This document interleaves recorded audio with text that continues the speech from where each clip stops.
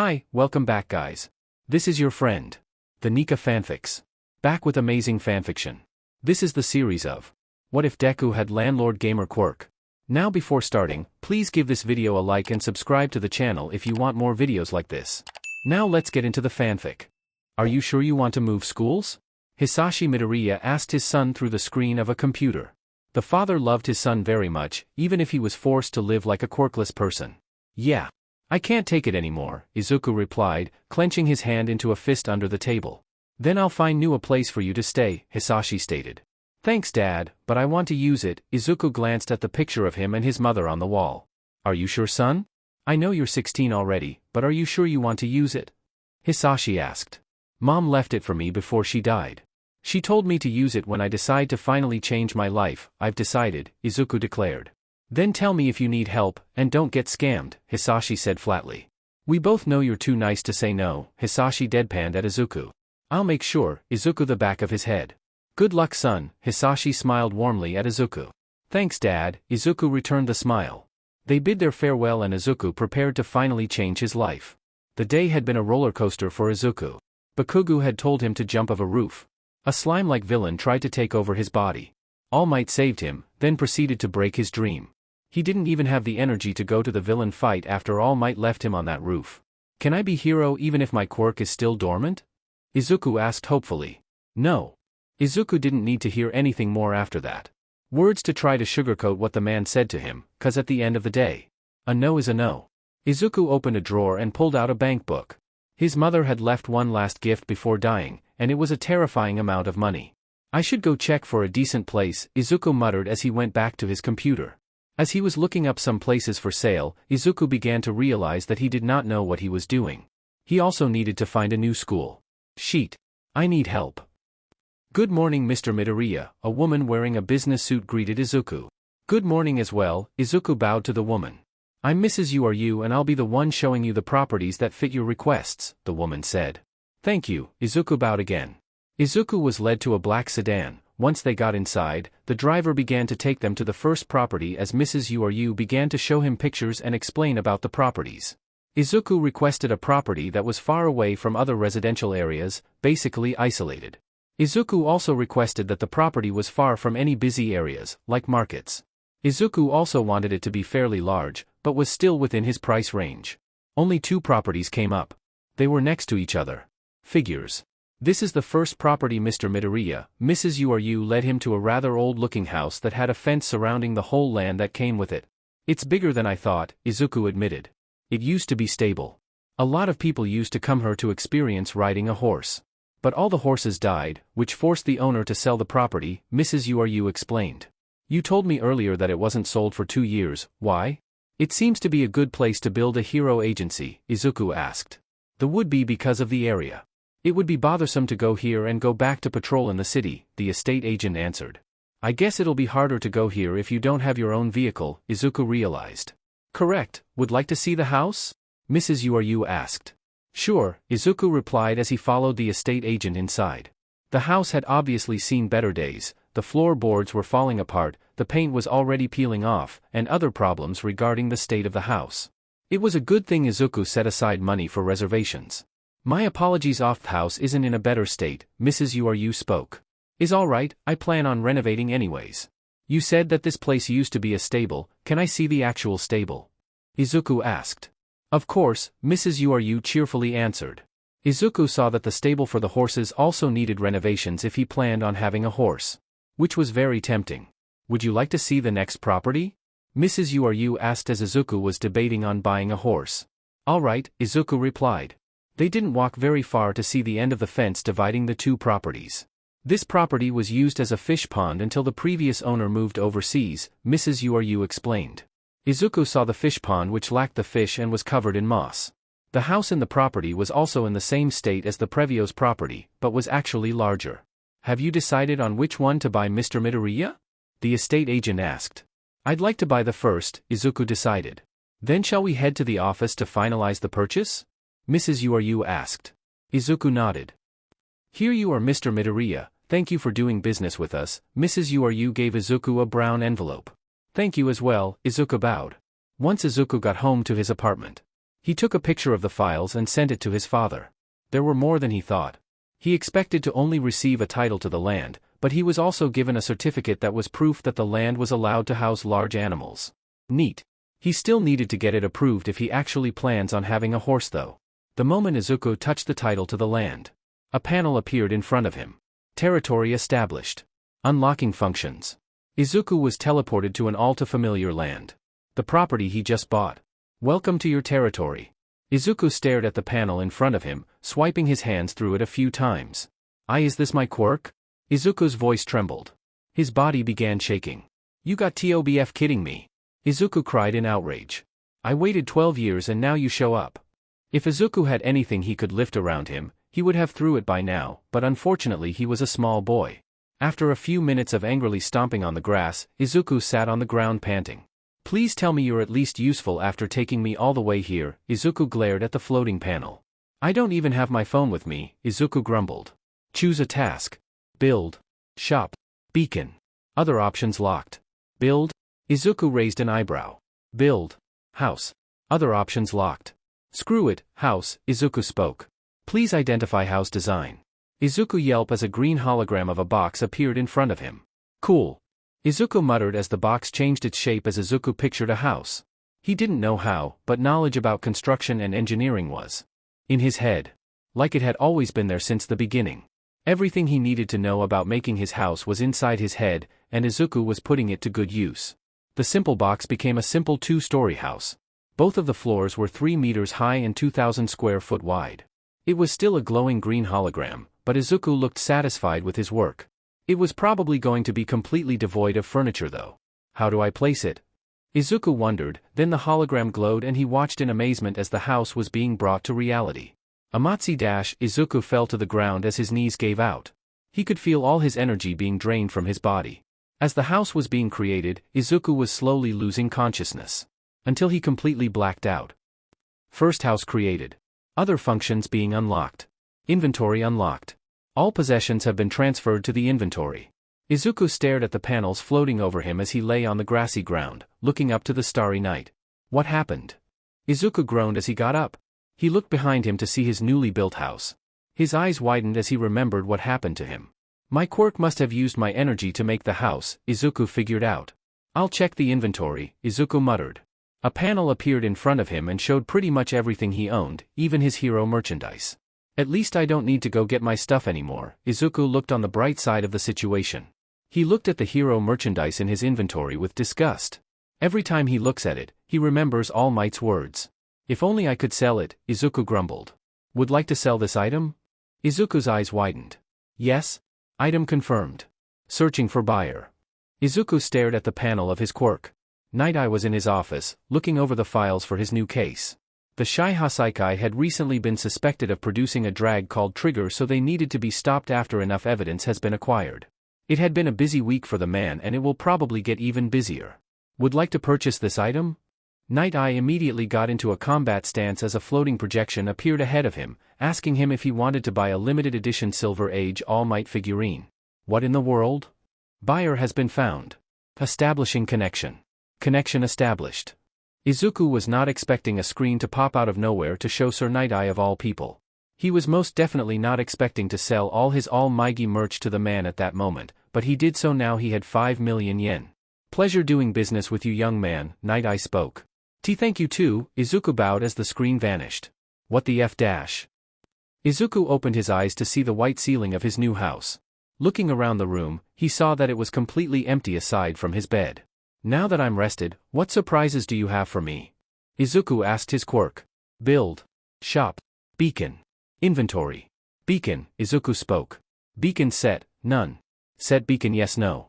What even is a beacon? Izuku looked at the panel in confusion. Beacon. Marked areas where the user may teleport to. Available beacons too. That's convenient. Setting beacon.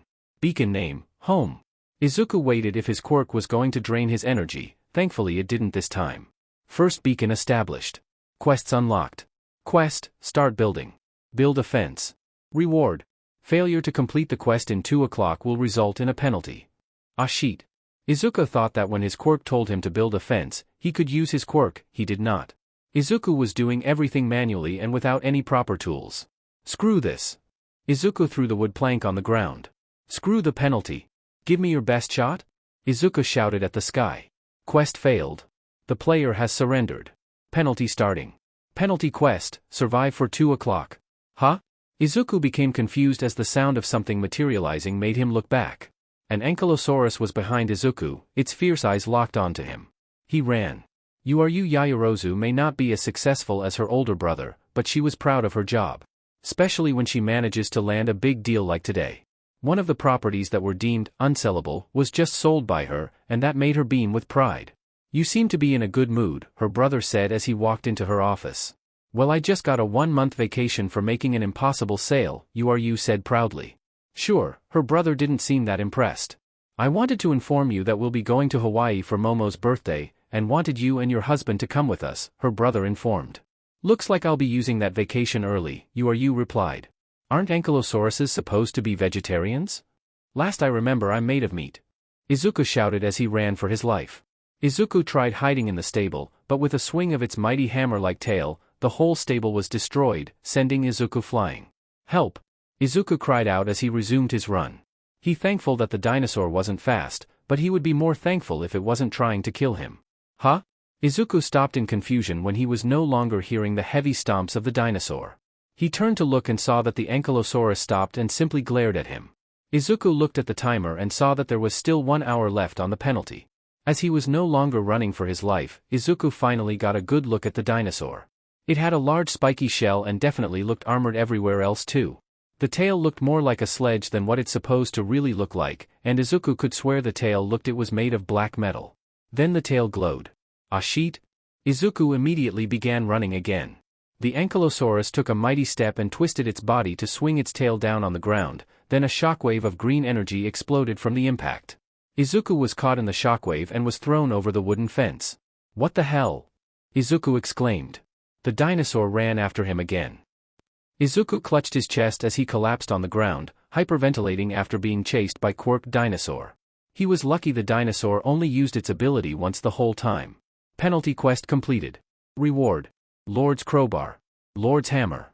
Izuku stared at the panel and opened his inventory. He took out the Lord's hammer to inspect it. It looked like a normal hammer except that it had green lines all over it. The Lord's crowbar was the same. At least I have tools now, Izuku muttered, then Izuku wondered if he had status screen like in games. Status. Izuku Midoriya. Property owned, 1. Beacons, 1. Home. Equipment. Lord's hammer. Lord's crowbar. Skills. Lord's body, passive. The player's growth is greatly enhanced inside their territory. Lord's domain, active. All allies within the Lord's territory will be greatly boosted. Dash, active. Boost the player's speed. It really is like a game, but it doesn't show my actual stats, Izuku rubbed his chin and thought. I'm guessing it uses my energy instead of mana like in games, Izuku figured. Quest, build a wall. Build a wall within 2400 hours. Reward, Tremor Ankylo. Failure will result in a penalty. You've got to be kidding me! Izuku exclaimed. Katsuki Bakugo entered the classroom and saw that Deku's chair was empty. At first he thought that he was just in the school clinic, but Deku didn't show himself the entire day. The next day, same thing, no Deku in sight. The extras started putting spider lilies on Deku's desk as a joke. The next day, cops arrived. Arresting teachers and the principal. Questioning the students, even taking some of them to the police station, himself included. Katsuki sat in an interrogation room with a man wearing a trench coat in front of him. I'm Detective Tsukachi, your parents have already arrived so we will be starting the interrogation now, the detective said. Whatever, Katsuki grumbled. Do you know someone named Izuku Midoriya? The detective asked. Fing Deku, Katsuki said in annoyance. Please answer my question. Yeah, Katsuki replied. True. Did you know what happened to him? No, what the F happened to Deku? Katsuki asked in annoyance. True. I can't answer that, the detective replied. Did you know that he was suffering from serious abuse within the school? The detective continued with the questions. Why the F should I care about that useless Deku? Katsuki shouted. Answer the question, the detective demanded with a serious tone. Tisk, no. False. Did any of the teachers try to help Midoriya in any way? No, those useless FS, Katsuki answered. True. Did you use your quirk to torment Midoriya in any way? The detective narrowed his eyes, his gaze saying that he already knew the answer. No. False. The detective's hand clenched, crumpling the files in his hand. My last question. Why did you torment Izuku Midoriya? What the F are you talking about? Katsuki snarled. My quirk is called lie detector. I can tell if a person is lying. You lied when I asked you if you knew the abuse and if you used your quirk on Midoriya, the detective revealed. That's bullshit. Katsuki shouted. Answer me, Katsuki Bakugu. Why did you torment Izuku Midoriya? The detective demanded. Because he FING deserves it. Thinking he can be a hero without a FING quirk, looking down on me for even trying.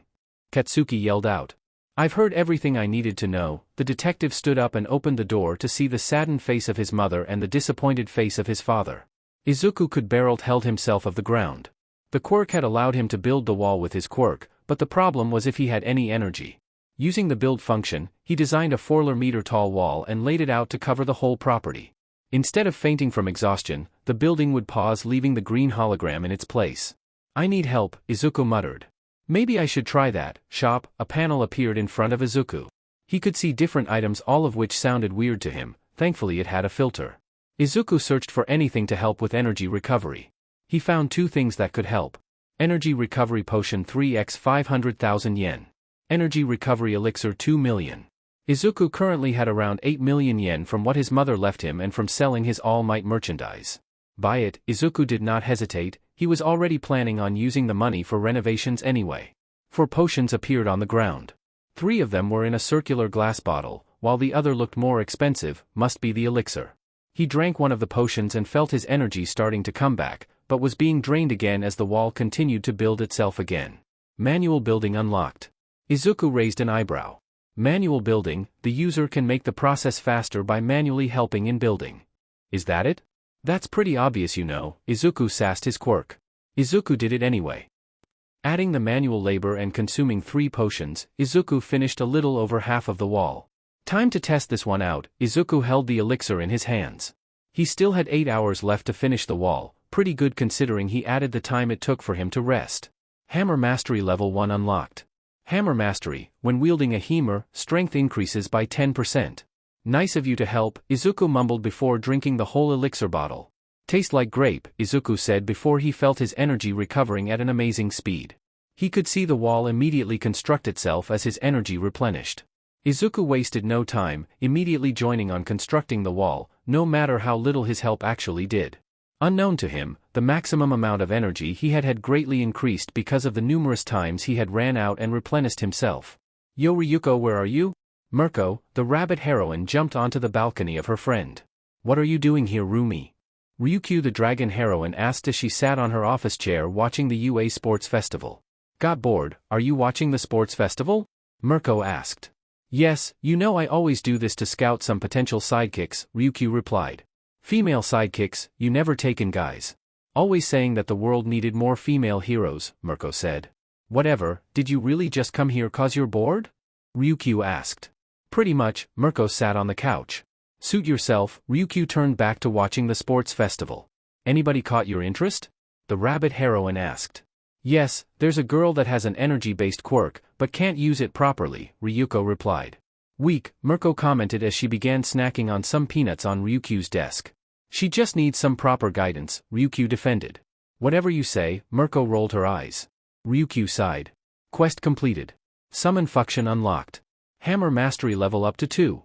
Finally done, Izuku dropped onto his bed in exhaustion. I never want to do that. Again, Izuku mumbled. I probably never would have made it, my quirk didn't provide the wood for the wall. He pulled out the television from his inventory and remembered that he forgot that he did not have any electricity. He would have probably freeze to death if it was in the colder times of the year. I'll just scroll through the shop for entertainment, Izuku said half-heartedly. A few seconds later. Holy shit. Izuku jumped out of bed as he found something amazing. Evergrow Tree Seed 10000000. Evergrow Tree, a tree capable regrowing within minutes whenever it is cut down. Maximum growth height is 4 meters. Golden Carrot Seeds 50000000.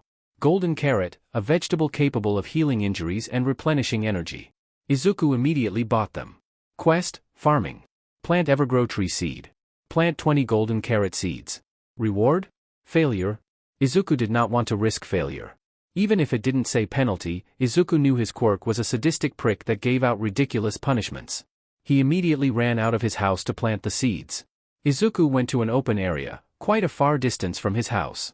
He took out the Lord's crowbar and began digging with it, making it into a makeshift shovel.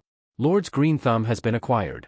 Any plant the Lord plants himself will grow 100% of the time. That's what I'm talking about. Izuku cheered as he placed the Evergrow tree seed into the small 15-inch deep hole he dug. Once he covered it up with dirt, he took out a weigher bottle from his inventory and poured into the ground. But before Izuku could leave, the ground began to shake and a tree popped out from under him. Holy shit! Everything alright, son? Hisashi asked. Izuku hasn't contacted him in a week. I was setting up in my new home and I didn't have any electricity yet. Izuku scratched the back of his head. He was currently in an internet cafe back in the city. I've already informed the landlord from your previous apartment that you moved out, by the way, Hisashi informed. Thanks, I forgot about that, Izuku replied. Have you decided on what school to transfer to? Hisashi asked his son. Rakuzen High School is the closest here in Torisu City, Izuku answered. Aren't they that very competitive school? Hisashi raised an eyebrow. Yeah, even though they aren't a hero university and still a high school, they already train their students. Martial arts, medical knowledge, and many more that helps in being a hero, Izuku explained. You really thought this through, haven't you? Hisashi smiled at his son. Yeah, and Dad, I need to tell you something. I have a quirk now. Mirko was using Ryukyu's computer to search some stuff at the hero market. Which was basically the present-day Amazon. Rumi wasn't really much of spender or interested in shopping at all, she was just bored. How low have the mighty have fallen? Ryukyu muttered as she watched the rabbit heroine. Suddenly, Mirko burst out laughing. Hey Ryuko, take a look at this. Mirko shouted. Ryukyu looked at the screen. Golden carrots? Seriously? Ryuko stared at her friend. Some nutjob is trying to sell a carrot that can heal injuries and recover energy, Rumi continued to laugh. Maybe he has a farming quirk, nothing's impossible nowadays, you know, Ryukyu stated. Mirko stopped laughing, then stared at Ryukyu. The dragon heroine could see the gears turning in her friend's head. Mirko immediately pressed buy with Express DLVRY. That's my account. Ryukyu shouted. Yesterday. After talking to his father, Izuku had teleported home. He started strolling through the shop again and he quickly realized that he was running out of money, so he decided to sell some of the golden carrots that he had planted. People will probably think I'm some crazy idiot for selling these, Izuku said as he placed a seed in hole. He had spent hours making a proper farming area for his carrots. He was planning on mass producing them if possible after all. Quest completed. Establishing rewards. Summon, Earth Fairy acquired. You have made an effort for the future. Establishing bonus rewards. Summon, Nature Fairy acquired. Wow! Izuku immediately went to the summon function. Summons. Tremor Ankylo. Earth Fairy. Nature Fairy. Summon both fairies, Izuku spoke. In a dazzling light show, two small little figures appeared. One of them is a floating rock with small pebbles connected to be fingerless hands. It had no legs or feet and was just floating. The other one looked like a green coconut that had a small plant growing on top of it. It had vines for hands and also lacked legs or feet. They were both definitely cute. Wow, what can you guys do? Izuku asked in excitement. Izuku was never the type to underestimate or look down anyone, always looking at the positive. These may not look as threatening as the dinosaur that tried to kill him, but he knew they would be amazing. The nature fairy began glowing and all of the leftover golden carrot seeds left in the seed bag floated out and planted themselves, then Earth Fairy started to drop glowing dust on the soil and immediately made the carrots grow. Izuku squealed. Present. Buyer has been found. Huh? Izuku looked at the notification. Clicking the panel, it began to show Izuku's Hero Market account. He saw that someone actually wanted to buy one of his golden carrots. Baby Dragon? That's an odd username, Izuku mumbled. With the help of his quirk, he sent one golden carrot. It was priced at 10,000 yen since Izuku didn't know how much they were worth yet. He only placed one in stock too just to test it. Are you trying to make me a businessman? Izuku asked his quirk. He hasn't received the payment yet, but the package was already delivered and his quirk will receive the money. Convenient. Time to train, Izuku stated as he stood in front of the Evergrow tree. I still don't have any electricity, so I'm going to need some firewood, Izuku mumbled. With the Lord's hammer in his right hand and the Lord's crowbar in the left, Izuku began attacking the tree. He only had one goal for this type of training for now. Crowbar mastery has been learned. To level up. A few days passed by, and Izuku grew a lot with his training. Using the build function, Izuku had built an electrical system for his home using solar panels. He had ate nothing but golden carrots nonstop to recover his energy and heal himself. At this point he was sick of them. But it all paid out. Hammer mastery has leveled up to 8. Crowbar mastery has leveled up to 6. The boost was a great help, but it wasn't much since it only amplified what strength and speed Izuku had. So if he wanted to actually get stronger, he needed to train his body. Quest: Become stronger. Main quest: Physical strength. Carry a small rock for 10 kilometers. Carry a 10 branches for 10 kilometers. Carry a medium-sized rock for 10 kilometers. Carry a tree trunk for 10 kilometers. Carry a boulder for 10 kilometers. Carry a log for 10 kilometers. Reward: Lord's Fortress.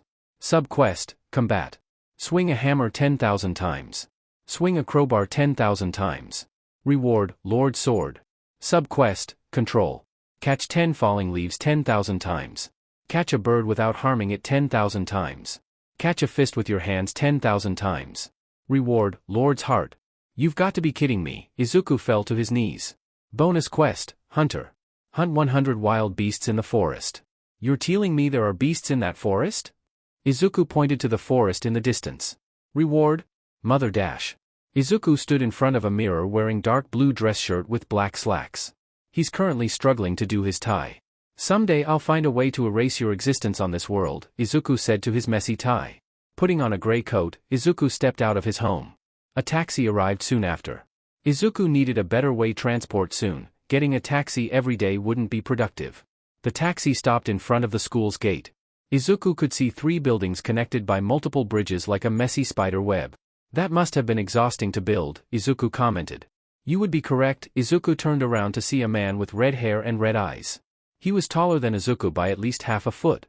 You must be the transfer student, Izuku Midoriya. Why yes, Izuku bowed. Stand tall, you're a proud student of this school now, the man said. Izuku felt the urge to obey. Like the man's voice held so much power over him. My name is Seijiro Akashi, a fellow second year, Akashi introduced himself. Nice to meet you, Izuku bowed once more. The lack of stuttering made Akashi smile. Follow me. I need more. Mirko shook Ryukyu violently. He only had one in stock. Ryukyu shouted.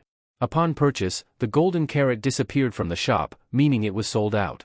At first, that made the 2 heroines sure that it was a waste of Ryukyu's money, until an actual golden carrot popped into existence inside a floating semi-transparent green box that had QR code for the payment. Once they made sure that it wasn't just a carrot that was painted gold, and an actual carrot with golden skin, and apparently, golden inside too.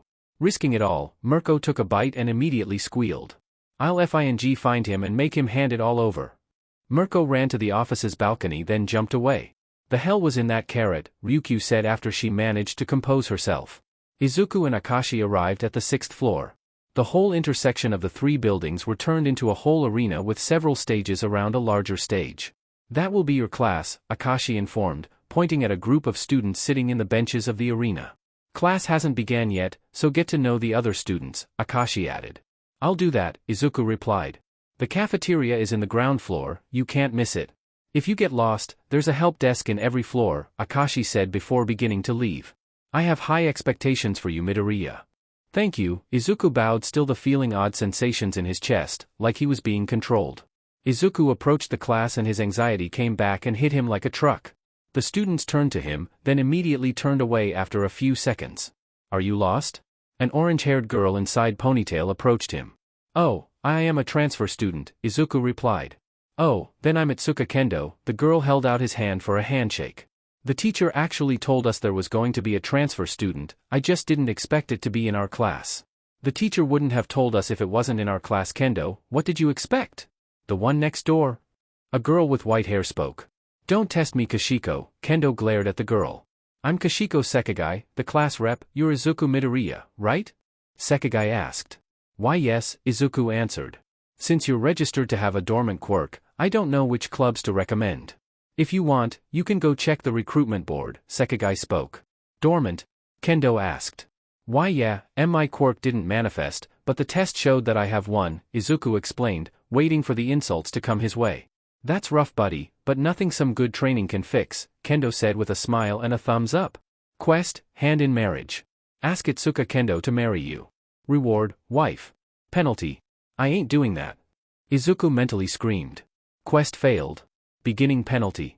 Sheet. Everything okay? Kendo asked. Penalty quest, challenge. Defeat 5 opponents. Look what we have here. A large boy with red skin walked up to them. Behind him were 5 other boys. What are you doing here, Ryusaki? Kendo glared at the guy. I heard Akashi took interest in someone new, and everyone knows what that means, Ryusaki spoke. An uncrowned king, Kendo and Sekigai muttered. Izuku raised an eyebrow, trying to not stand out. And I want to test him, Ryosaki's eyes narrowed at Midoriya. In a blink of an eye, Ryusaki was in front of Midoriya and grabbed him by the shirt, then threw him onto the arena. Ryusaki. Violence won't be tolerated. Sekigai shouted. I came prepared, nerd, Ryusaki smirked as he showed a permission slip to use the arena. You have to be kidding me. Kendo rushed onto the arena to grab Izuku, but the other 4 guys with Ryusaki grabbed her. Ah. Let me go.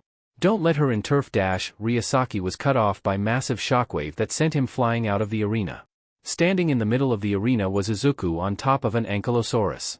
Let her go. Izuku ordered, eyes glowing with power. An uncrowned king indeed. Get him. Ryusaki ordered his 4 followers. Izuku prepared to defend, taking out the Lord's hammer from his inventory. As the attackers got closer, Izuku got ready to block. Kneel. Izuku felt his body freeze before falling to his knees. The same thing happened to everybody else nearby. Got into trouble an hour after arriving here, that has to be a new record. A tall guy with black long enough to cover one of his eyes walked up next to Akashi. It would seem so, Akashi said. What are you doing here, Akashi? Ryusaki shouted as he got up.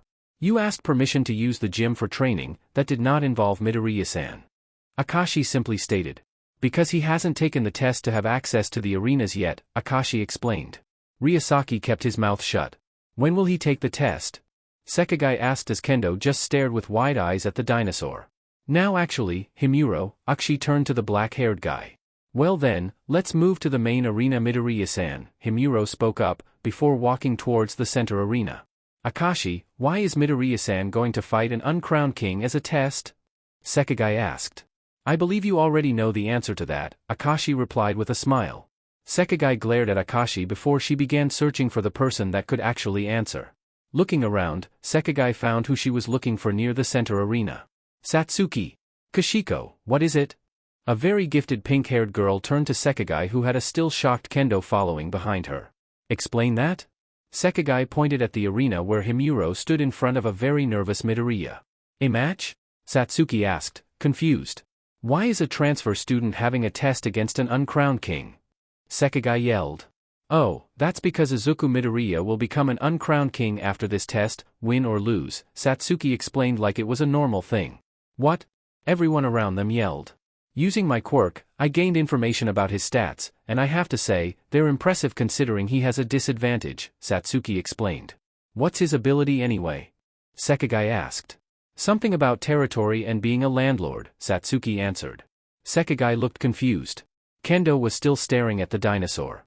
And nice to meet you, Izuku bowed. Akashi rolled his eyes. Give it your all, Midoriya-san. Izuku felt the sensation of his nervousness disappearing again. Hearing Akashi's voice had that strange ability. Like a quirk. Shall we begin? Himuro asked. In response, Izuku called out the Lord's hammer and crowbar. Yes. Begin. Dash. In the blink of an eye, Izuku was already in front of Himuro. Swinging his hammer down, he hit nothing but air. Himuro disappeared, making Izuku's attack to hit the ground, creating a small crater from the impact. The hell? That arena is made of reinforced tungsten and iron. A student yelled. Impressive power, Midoriya-san. Himuro landed a kick to Izuku's back, then disappeared again as the ankylosaurus swung its tail at him. He keeps disappearing to dodge attacks, but he should still be in the arena, Izuku thought as he put the crowbar in his mouth to hold it, then took out another hammer from his inventory. Hammer Mastery, Passive. Level 8. When wielding a hammer, strength increases by 80%. Strength increased by 160%. Himuro looked confused at the situation until Izuku slammed both hammers on the arena, creating a powerful shockwave. Lord's Impact has been learned. Lord's Impact, a powerful blunt attack. The Lord's power is increased by 200% when used. Himuro had to jump upward with all his strength just to avoid enough not get blown out of the arena. That was strong, a student commented. I doubt he can do it again, another student spoke. Izuku did it again. And again. And again. Stop. Izuku froze mid-swing from hearing Akashi's voice. Himuro was seen laying outside the arena. You sure that kid's not All Might's secret love child? Himuro asked before fainting. Dude. Kendo ran up the arena and began shaking Izuku. You said your quirk was dormant. I unlocked it last month? Izuku replied. That's so cool. Kendo exclaimed, giving him a wide smile. Izuku blushed. Quest, hand in marriage? No. Quest failed. Penalty is being established. F me, Izuku muttered. Whoa, take it easy there, Tiger. We just met, maybe go on a date first? Kendo said. Quest completed. Reward and penalty is being established. Reward and penalty, Lord's Trial. Reward and penalty quest, Lord's Trial. Obtain a noble steed. Obtain a new territory. Obtain a new structure. Obtain a 5 citizens. Reward. What just happened? Izuku asked in a daze. Don't ask me, Kendo raised her hands in surrender. You're a weird one, Midoriya, I don't mind that, Kendo stated. As romantic as this is, I need to speak with Midoriya-san, Akashi suddenly spoke, making Izuku and Kendo blush. In a flash of light, Izuku and Akashi were teleported into an office. What was that? Izuku asked as he tried to regain his balance. Sorry about that, my quirk does that, a large man spoke with an American accent. I'm Victor Stone, nice to meet you, the man spoke. The man had dark skin and a very large build. He had a shaved head and wore a bandana, also dressed in the school's uniform. Izuku Midoriya. Before Izuku geek out about the man's quirk, Akashi gave him a case. What's this? Izuku asked. A benefit of becoming an uncrowned king, Akashi answered. What is that anyways? Izuku wondered. An uncrowned king is a title given to students here that proven their worth after overcoming hardship, Akashi explained. Then how did you know that I overcome any hardship? Izuku looked confused. You'll find out after meeting Momoi, Victor answered. Okay. Izuku opened the box and found 2 ID cards and a key. A key? A key? Victor repeated. Uncrowned kings are given gifts based on their abilities, Akashi informed. Huh? What do you mean? Izuku was cut off by his quirk. You have obtained a new property. There is an empty room on the 7th floor with your name on it, Akashi revealed. Isn't a private room given to all uncrowned kings? Victor asked. Midoriya-san, take the key out, Akashi said. Izuku did as he was asked and pulled the key out. Apparently it was connected to a key holder that had 2 more keys. Have fun, Midoriya-san. Next chapter, Uncrowned Kings chapter text. Izuku exited the elevator to the 7th floor. The rooms Akashi gave him were all in the 7th floor and were next to each other. 704, 705, and 706 were the rooms given to him. As he began searching, he found 6 golden tablets hung in the hallway. Found it, Izuku saw a door with his name on it. Opening the door, he found that it was completely empty. Nothing but the white wall and lights. Going to the other room, Izuku saw that this one had work benches. The last room was also empty, but this one was mostly a balcony. How exactly do I use these rooms though? Izuku asked himself as he went out to the balcony. He had a clear view of the arenas from his position. He took out a chair from his inventory and took a sit, checking over his active quests. Quest, become stronger. Main quest, physical. Strength. Carry a small rock for 10 kilometers. Carry a 10 branches for 10 kilometers. Carry a medium-sized rock for 10 kilometers. Carry a tree trunk for 10 kilometers. Carry a boulder for 10 kilometers. Carry a log for 10 kilometers. Reward, Lord's Fortress. Sub-quest, combat. Swing a hammer 10,000 times. Swing a crowbar 10,000 times. Reward, Lord's Sword. Sub-quest, control. Catch 10 falling leaves 10,000 times. Catch a bird without harming it 10,000 times. Catch a fist with your hands 10,000 times. Reward, Lord's Heart. Reward and penalty quest, Lord's Trial. Obtain a noble steed. Obtain a new territory, completed. Obtain a new structure. Obtain a 5 citizens. Reward. Looking over it all, Izuku felt exhausted already.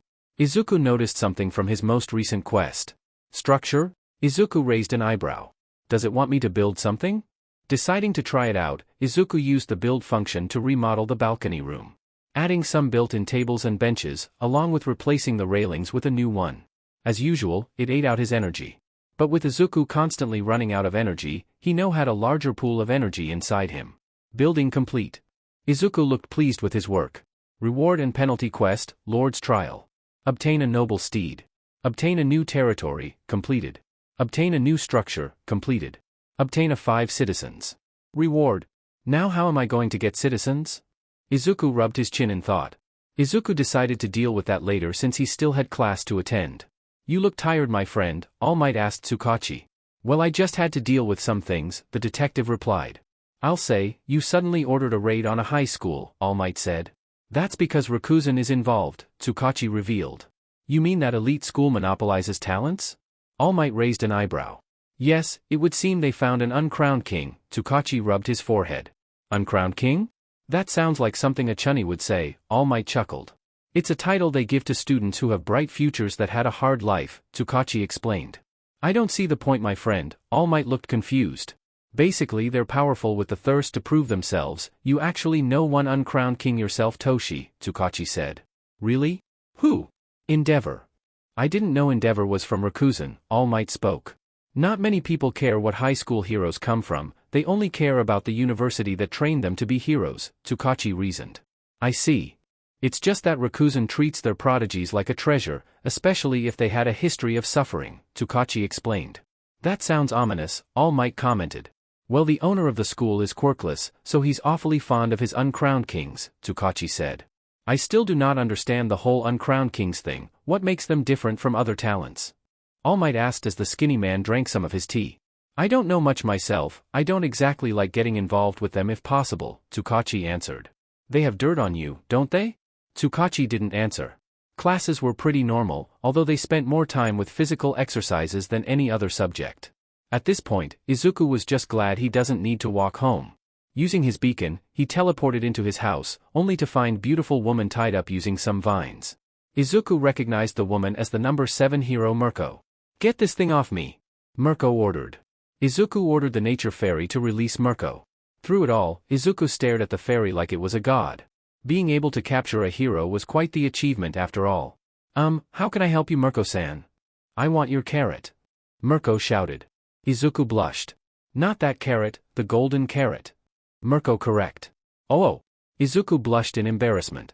Come on, name your price, Mirko said. Quest, thick thighs. Request Mirko to squeeze your head with her thighs. Reward. That has nothing to do about being a landlord, Izuku yelled in his head. Come on kid, I don't have all day, Mirko grumbled. See can you squish my head with your thighs? Izuku decided to risk it all. Not the first time asked that off me, still weirds me out though, Mirko said. What's in it for me though? Mirko narrowed her eyes at Izuku. I'll give you 5 of them. Izuku immediately said. Deal. Come here you degenerate, Mirko grabbed Izuku by the head then squeezed his between her thighs. Quest completed.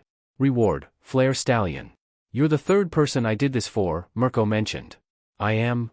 Izuku asked as he got up. Yeah, the first one was Midnight, then Ryukyu, Mirko said as she began eating the golden carrots. Now when will you get more? Mirko asked. I have more. I plant them after all, Izuku said, not at all realizing what he did. Mirko's eyes narrowed at him. How old are you? She asked ominously. S16, Izuku felt fear. DMN it, you're too young, Mirko grumbled. F for what? Izuku asked.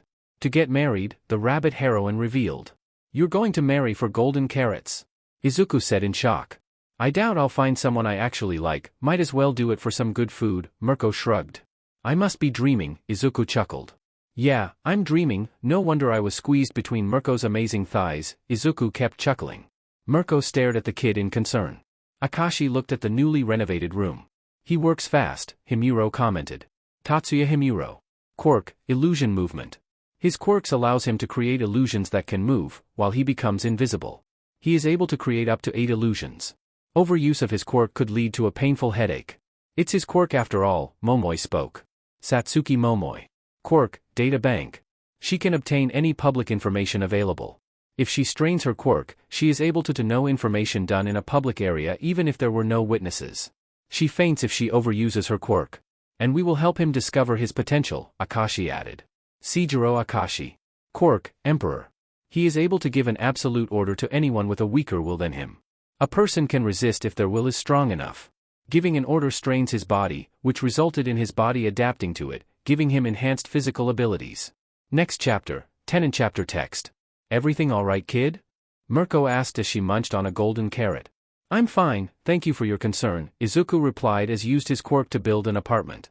Well, it's listed as an apartment on his quirk, but with Izuku's design, it looked more like a luxury condominium. The energy needed to build it would be nightmare for Izuku too. You know kid, I've been watching you work for hours and you don't look a single bit tired, Mirko commented. Thank you. Izuku looked confused. You got a stamina quirk or something? Mirko asked. No, I just got a lot of stamina since my quirk frequently drains on it, Izuku answered. Mirko just stared at Izuku, making him uncomfortable. Yup, definitely living here, she grinned. Can I ask why you want to live here? Izuku asked, no trace of the always nervous teenager. Might as well get used to it, I'm snatching you up when you turn 18 after all, Mirko bluntly revealed. Won't people accuse you of grooming? Izuku asked, fearing for his life. I don't really care about that, why? You don't want me? Mirko smirked as she grabbed Izuku by the head and squashed him between her thighs. The only reply that was heard from Izuku was some muffled words. Even if you refuse, I can just stuck you, Mirko commented as he released Izuku. Izuku panted as he regained the freedom to breathe. My life flashed before my eyes, Izuku muttered as he kept getting weaker from his energy being drained by his quirk. Don't worry kid, I don't mind if you have more than one wife. Polygamy has been legal ever since some quirks that have SXL needs popped up, the rabbit heroine said as she watched the condominium build itself. I'm definitely dreaming, Izuku muttered as he stared at the ground. The next day, Izuku stood in front of Akashi who was next to a man with a book for a head. Izuku couldn't help but stare in wonder. This is Professor Ainokoji, Akashi spoke. Nice to meet you Professor, Izuku bowed. It's nice to meet you too young Midoriya, no I shall explain why you're here, the professor replied. Yes sir, Izuku stood straight. Being an uncrowned king has many benefits, one of your caliber, even more so, the professor started. The only thing we can do to help your physical training is to give you the resources, but knowledge is a different story, the professor spoke, making Izuku wonder where his voice even comes from. What do you mean sir? Izuku asked. We'll be using the professor's quirk on you, Akashi informed. My quirk allows me to transfer information of any book I have touched to any person, but it is mentally taxing on the person, the professor explained. We plan on using it on you so you have more time to train and not worry about classes, Akashi added. But only if you can handle it. Izuku's face showed a very determined expression. I can do it. Izuku exclaimed. His confidence is because of your quirk, isn't it? The professor whispered to Akashi. Akashi just smiled. The professor grabbed Izuku's face. 1 month later. Mind telling where you've been the past month? Ryukyu asked her friend. Why? Missed me? Mirko asked. The rabbit heroine was currently dressed in some casual clothes. A white sweater and blue jeans. You suddenly stopped coming here to sleep and no other agency reported that you stayed at there, so it's concerning, Ryukyu said. I just found a place to live, Rumi shrugged. A place you actually want to live in? Really? Ryukyu looked shocked. What's that supposed to mean? Mirko raised an eyebrow. Do you know how whiny you are about where you stay? You don't even like staying in a 5-star hotel room. Ryukyu shouted. Not my fault I have good standards, Mirko huffed. Good is an understatement. I want to see this place, Ryukyu stated. Why? Rumi raised an eyebrow. If it gets you to actually live there, then I want to see just how good the place is, Ryuko replied. Mirko felt nervous for some reason. Izuku had a dazed expression as he followed behind Itsuka. You good? Itsuka asked in concern. Yeah, just getting used to a whole year's worth of knowledge jammed in my head, Izuku replied. Alright, for a second there I thought you were staring at my butt, Itsuka said as she unconsciously covered her behind. And no. I didn't mean to. Izuku panicked. Don't worry, we already cleared it up, Itsuka said. Both of them were outside of the school, and were heading to the mall. It was actually the first time Izuku would be going on a date, and it was because of his quirk. So do you go around asking people to F you? Itsuka asked with a teasing smirk. And no, that wasn't what I meant back then, Izuku replied. You definitely surprised me though, not many guys actually liked a boyish girl like me, Itsuka said. Then it's their lost, Izuku said. Look at you being smooth, Itsuka punched his shoulder playfully. Quest hand in marriage? Could you stop that? Izuku mentally screamed. Mission failed, penalty quest, survive. Izuku's eyes widened. A building suddenly exploded. It was the Ryukyu agency. Get down. Izuku pulled Itsuka towards him as he summoned his earth fairy to create a dome of earth to protect them. What's happening? Itsuka asked as the screams of the people filled the area. Heroes were busy evacuating people as Ryukyu was facing what looked like a giant snake. Izuku could see a white blur as well, which was most likely Mirko. Get the hell out of here! A hero rudely yelled at them. Itsuka began to pull Izuku to get to safety. I need to help, Izuku spoke. We're not licensed, we could get in trouble, Itsuka argued. Izuku clenched his teeth. Go! He ordered his earth and nature fairy to help. I hope you don't get in trouble for that, Itsuka said. We can at least help with evacuation, Itsuka pointed to a shop that had its entrance blocked by debris. Right. Izuku nodded. Where the hell did this guy come from? Mirko asked. Ryukyu roared in her dragon form as she slammed her tail on the giant snake. The snake had lime-green scaled body. It was probably 50 to 60 feet long. Instead of an actual snake head though, it had a bird-life head with an exposed brain. Let's just take care of it as soon as possible, Ryukyu growled. As both heroines began to charge, the snake's scales began to glow and unleashed a bombardment of scale bullets everywhere. Ryukyu's agency building was basically being demolished at this point. Ryukyu got in front Mirko to shield her from the bombardment, but neither of them expected what came next.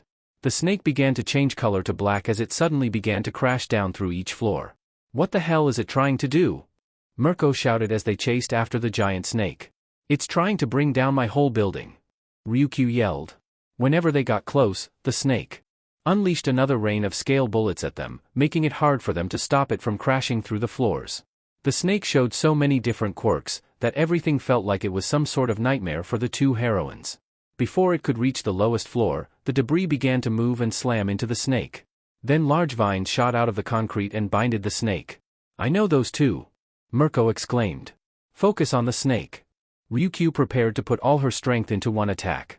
With incredible force, she slammed her claw at the snake's head, leaving a wound and denting its skull. Mirko followed with a drop kick that sent the snake crashing through another floor. The fact that it was still twitching unnerved the two heroines. Is that thing even a person? Mirko asked. From what I've seen, it's some sort of experiment. That's why I didn't hesitate to use lethal force, Ryukyu glared at the snake. So it wasn't because it destroyed your agency? Mirko raised an eyebrow as she looked around. Everything is beyond repair, Ryukyu looked like she wanted to cry.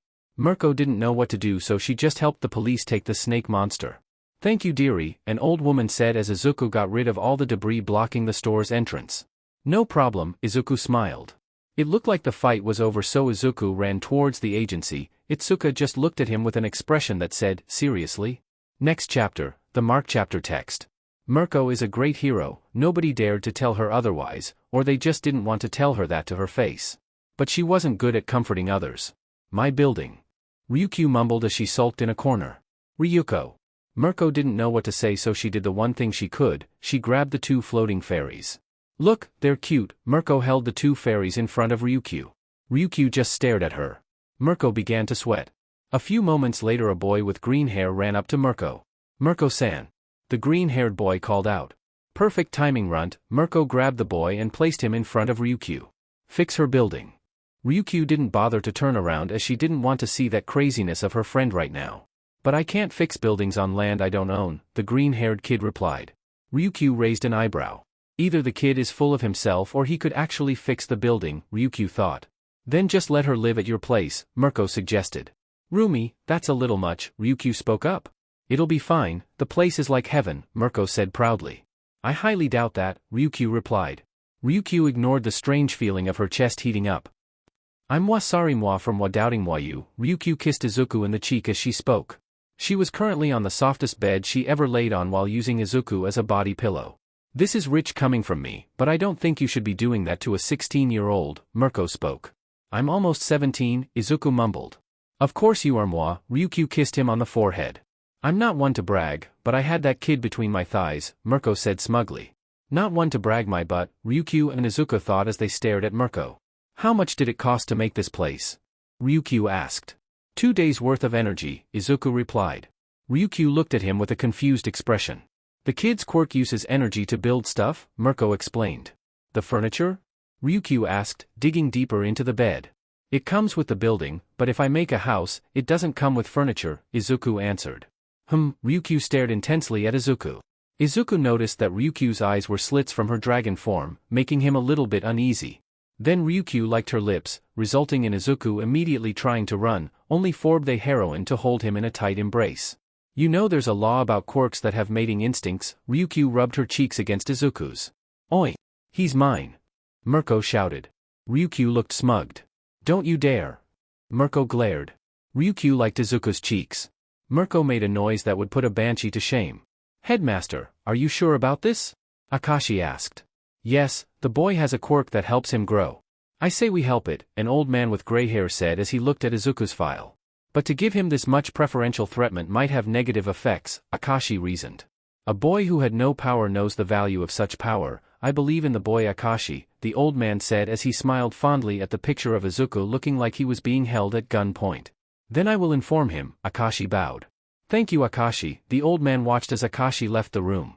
Show me what a true uncrowned king can do boy. Izuku pinched himself, trying to make sure that he wasn't dreaming. Ryuko had used him as a body pillow all night, while Rumi stomped out to her room. Both of them weren't paying rent, but Izuku didn't tell them that he was receiving other benefits from their presence. He looked at his quirk as he went outside onto the field. Reward and penalty quest, Lord's Trial. Obtain a noble steed, completed. Obtain a new territory, completed. Obtain a new structure, completed. Obtain a 5 citizens, 2. Reward.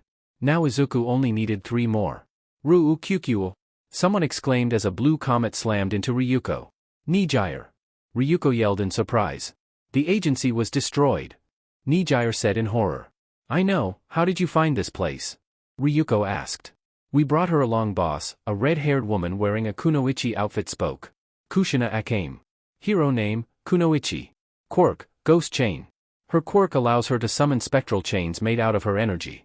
The more energy she uses, the stronger the chains.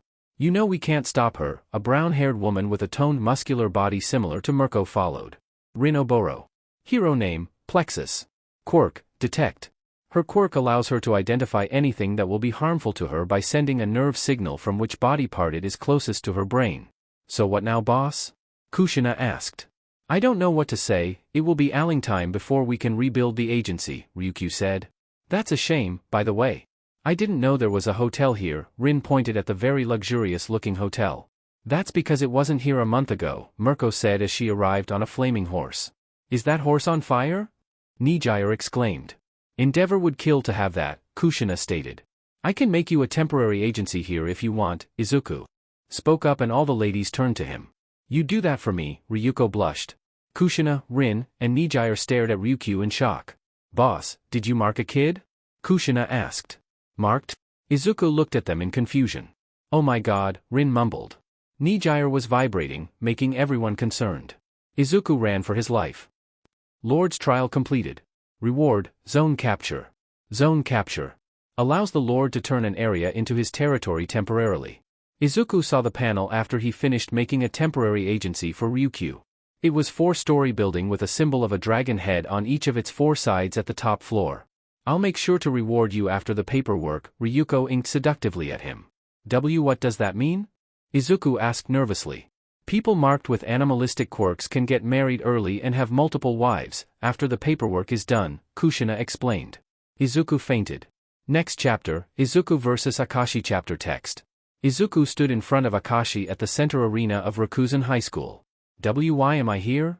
Izuku said nervously as the while school was watching them. To be honest, we were just supposed to be fighting in a training room. But Akashi turned to the rest of the uncrowned kings. Place your bets. Victor shouted. Momoi and Tatsuya were collecting food vouchers from the students and giving them tickets. You can bet with food vouchers? Izuku looked at the situation in confusion. It's only illegal if money is involved, Akashi stated. Aren't you the student council president? Izuku asked, wondering why Akashi was allowing this. Yes I am, Akashi said just as the match began. Now, kneel. Akashi's left eye turned gold as Izuku fell to one knee, then Akashi was leaning down low, aiming a diagonal cross to Izuku's face. Izuku gritted his teeth as the attack sent him flying and crashing into an invisible wall. In a moment, Akashi was already above him, an axe kick aimed at his chest. Izuku crossed his arms to block, but futile, make way. Izuku undid his guard and the kick slammed down on his chest. Fight back Midoriya. Izuku heard Kendo scream from the stands. Unyielding tenacity has been activated. I can do this all day. Izuku stood up, calling out his gear. Disarm, Akashi ordered. You're on your own. Izuku's gear vanished, leaving him with only his bare hands. Some FING quirk you are. Izuku exclaimed as Akashi charged at him again. Freeze. Izuku felt his body get paralyzed as Akashi unleashed a flurry blows at him. Izuku just stood there and took all the attacks, then a back kick sent him crashing to the barrier once again. The crowd cheering for Akashi to finish him off. "This is the part where you say that this isn't fair," Akashi said as he walked towards Izuku. "It was never fair since the beginning," Izuku muttered as he was barely getting up. The dash Akashi was cut off by a hammer barely missing his head. "It was never fair." Izuku roared as far deeper voice came out of his mouth. Instead of the Lord's hammer, a rectangular metal hammer was seen. The head resembled a large sledgehammer, but the handle was only the same length as a regular hammer. With a hum, Akashi watched as the hammer stopped midair and returned to Izuku's hand. "What is that?" Akashi's eyes widened as lightning struck, blocked by the barrier. "Lord's hammer has been upgraded to Mjolnir." Akashi was not prepared for the hammer slam into his gut, sending him crashing through the barrier. The crowd was silent as Izuku just stood in the arena before falling to his knees and losing consciousness.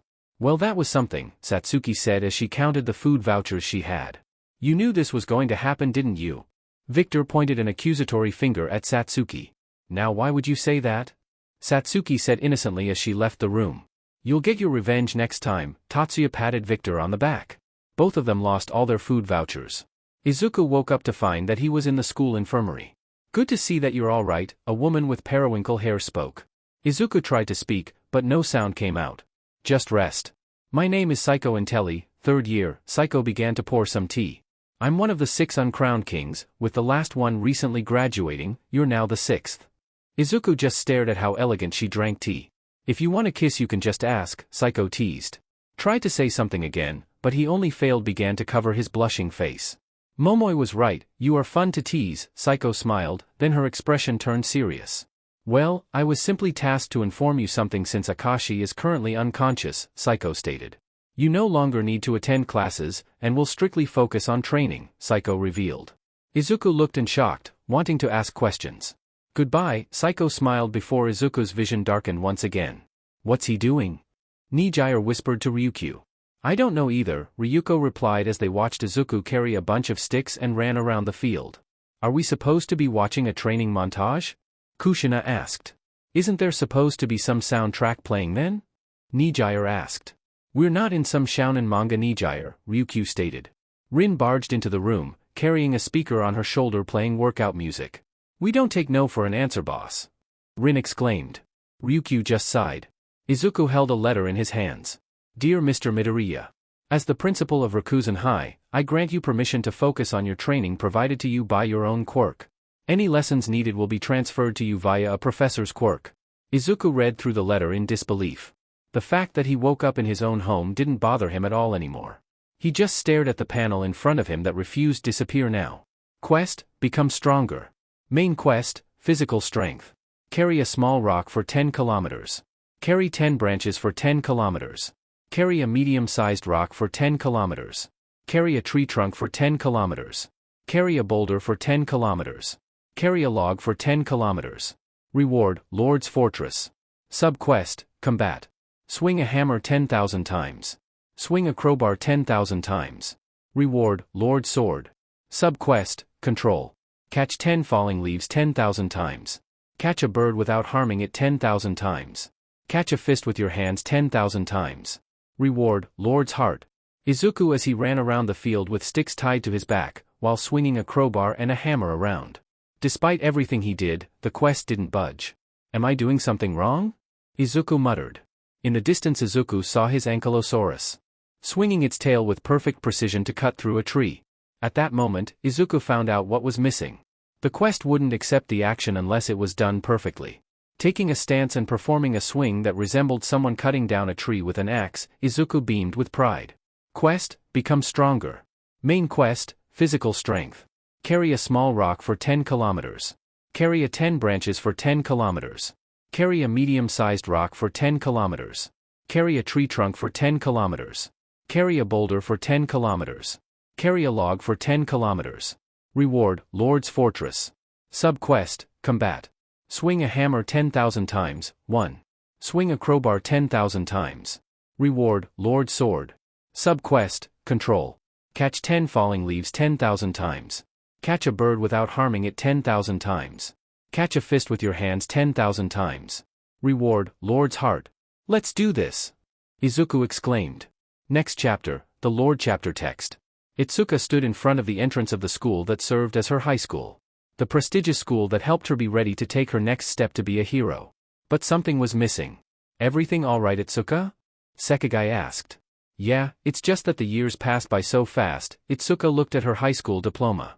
Are you sulking because Midoriya literally disappeared after 1 week of school?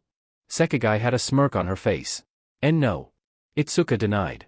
Well, he didn't even attend graduation, so I can understand how you feel, Sekigai said as she saw her parents waving at her. I need to go, keep in touch. Sekigai waved goodbye to Itsuka. Itsuka could only wave as she watched her friend leave. Good luck at UA Kendo, Akashi approached her. Good luck as well, Akashi-san, Itsuka replied to her now former student council president. Do say hi to Izuku at UA for me. Akashi had the same smirk as Sekigai. Itsuka could only blush. Why do they keep teasing me with that JRK who disappeared on me? Itsuka grumbled as she walked along the side of the beach. The beach used to be a dump, but someone apparently cleaned it after buying it. A large portion of the area was completely covered by giant wall of wood, even the water.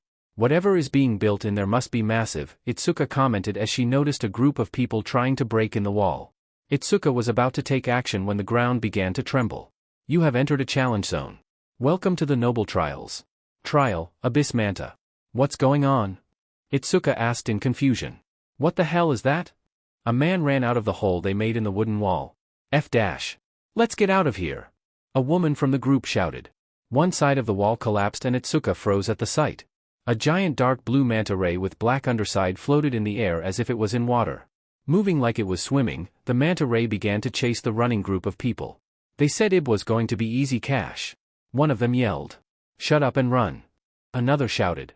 Itsuka could only watch as water began to stream around the manta before it crashed onto the beach, creating a giant wave of water that siloed up the group. She began to run before she was taken by the waves as well. Luna Cannon. Mirko shot like a bullet, hitting the approaching wave. The wave dispersed, revealing that group of trespassers were unconscious. You alright, kid? Mirko asked Itsuka. Yeah, thank you, Itsuka replied. The fight's not over yet. Ryukyu roared as crashed down on top of the manta ray. Where did that thing come from? Mirko asked. Probably someone who has noble type quirk, Ryukyu answered.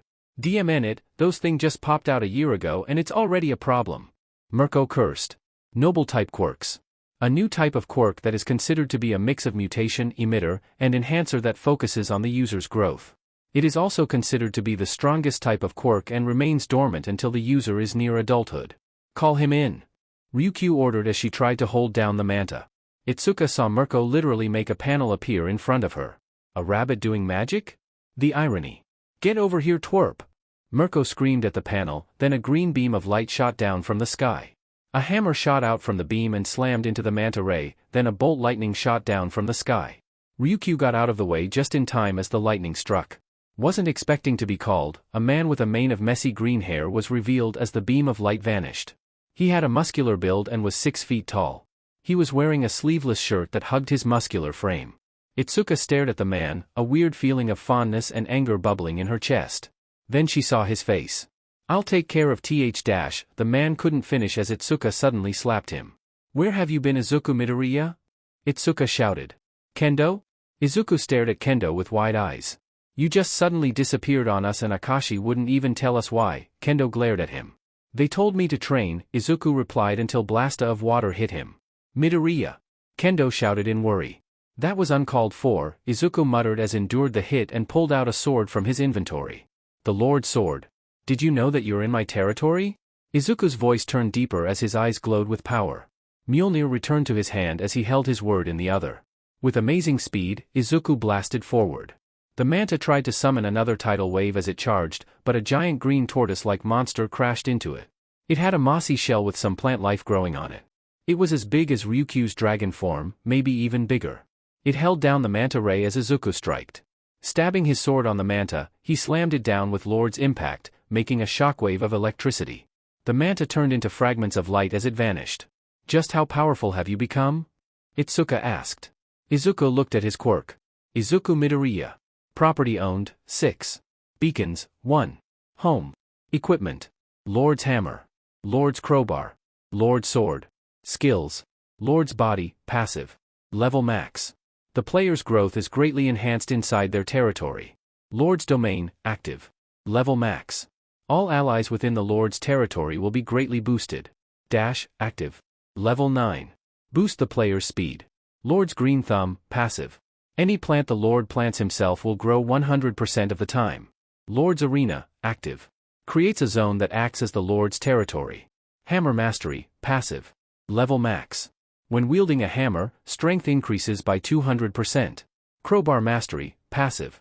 Level max. When wielding a crowbar, speed increases by 200%. Sword mastery, passive. Level 5. When wielding a sword, critical hit increases by 50%. Lord's impact, active. Level 7. A powerful blunt attack. The Lord's power is increased by 800% when used. Zone capture, active. Level 3. Allows the Lord to turn an area into his territory temporarily. Summons. Tremor Ankylo. Skill, Earth Hammer. Earth Fairy. Skill, Soil Nourishment. Nature Fairy. Skill, Enchanted Seed. Flare Stallion. Skill, Infernal Charge. Forest Behemoth. Skill, Raging Forest.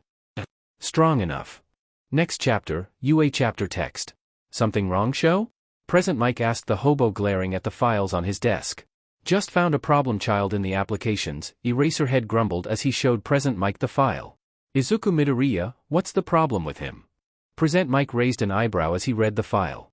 He has a noble type quirk, Eraserhead answered. Neat, those are pretty strong quirks, the voice hero said. But it comes with an attitude, Aizawa informed. You think the kid will be arrogant? Mike asked as he handed the file back. No, people with noble type quirks tend to have a grudge with people who have powerful and flashy quirks, Eraser explained. Oh, and since most students who get the hero course have strong and flashy quirks. Mike realized. I can already feel the headache, Aizawa grumbled before he drank his coffee. Mike could just stare at him. After the fiasco at the beach, Izuku had used his beacon to teleport back to his home with Itsuka. Leaving it open for Ryukyu and Mirko, Izuku went home. You owe me an explanation. Itsuka slammed her hands down on the very expensive-looking table in front of her. I got busy? Izuku raised his hands in surrender. That's all you have to say? Itsuka yelled at Izuku. Sorry? Izuku began sweating, as Itsuka kept questioning him. Itsuka just sighed as she took a seat at the suspiciously very comfy couch. You could have at least texted. I didn't have your number. Izuku looked away. Good point, Itsuka realized, so she decided to change the topic. What about the UA entrance exam? She asked. I'm ready for it. Izuku declared proudly. You better be ready when I score higher than you. Itsuka grinned at him. You'll be in for a surprise. Izuku grinned back. As the two teenagers began bantering on who would get more points, Ryukyu was watching them from the open door heading to the kitchen. Wife 2 candidate, Ryukyu muttered as she wrote it down on a notepad. This better be good. Seijiro, a young man with blonde hair and blue eyes, wearing a brown dress shirt and black slacks, walked beside Akashi in the halls of UA. I assure you, it would be good. Ryuta, Akashi said as they arrived in a room filled with screens showing the whole practical testing area. Welcome Mr. Akashi, Mr. Kais, Nizu greeted them. It has been a while. Principal Nizu, Akashi spoke. I'm assuming a student caught your interest? Nizu asked. More like an old friend, Akashi smiled. Kais looked at him in shock. Knowing Akashi's personality, he knew very well that Akashi never calls anyone a friend. You'd be lucky enough to get called a colleague. And who is this old friend? Nizu asked with eyes filled with interest. At that moment, a blonde man that was very skinny entered the viewing room. Are you all right, sir? Akashi asked. Yeah, you look like you need a feast, Kais added. I'm fine, young men, thank you for your concern, the skeletal man replied. And who are these youthful boys? Midnight spoke up. Seijiro Akashi, Akashi bowed. Updated profile. Seijiro Akashi. Quirk, Emperor's Will. Type, Noble. Able to make anyone follow his commands as long as his will is stronger than the target's. With the quirk's growth, several mutations have been developed as well, giving the user an eye mutation that gave enhanced vision and short-term foresight. Constant strain on the body also forced a mutation that increased the body's physical abilities. Ryuta Kais, the younger blonde, bowed as well. Ryuta Kais. Quirk, Conqueror's Records. Type, Noble. Allows the user to copy the skills and abilities they see as long as they are physically powerful enough to use them. A stockpile of energy is used to replicate any ability or body part required to perform the copied ability. Both of you passed the recommendation exams, right? The skeletal man asked. That's correct, sir, Kais replied. We just came to see how our future classmates will perform, Akashi informed. Well, it's about to begin, Nizu announced. And you with the green mane of hair, you have been very distracting throughout the whole briefing. If you are not taking this exam seriously, then you should leave.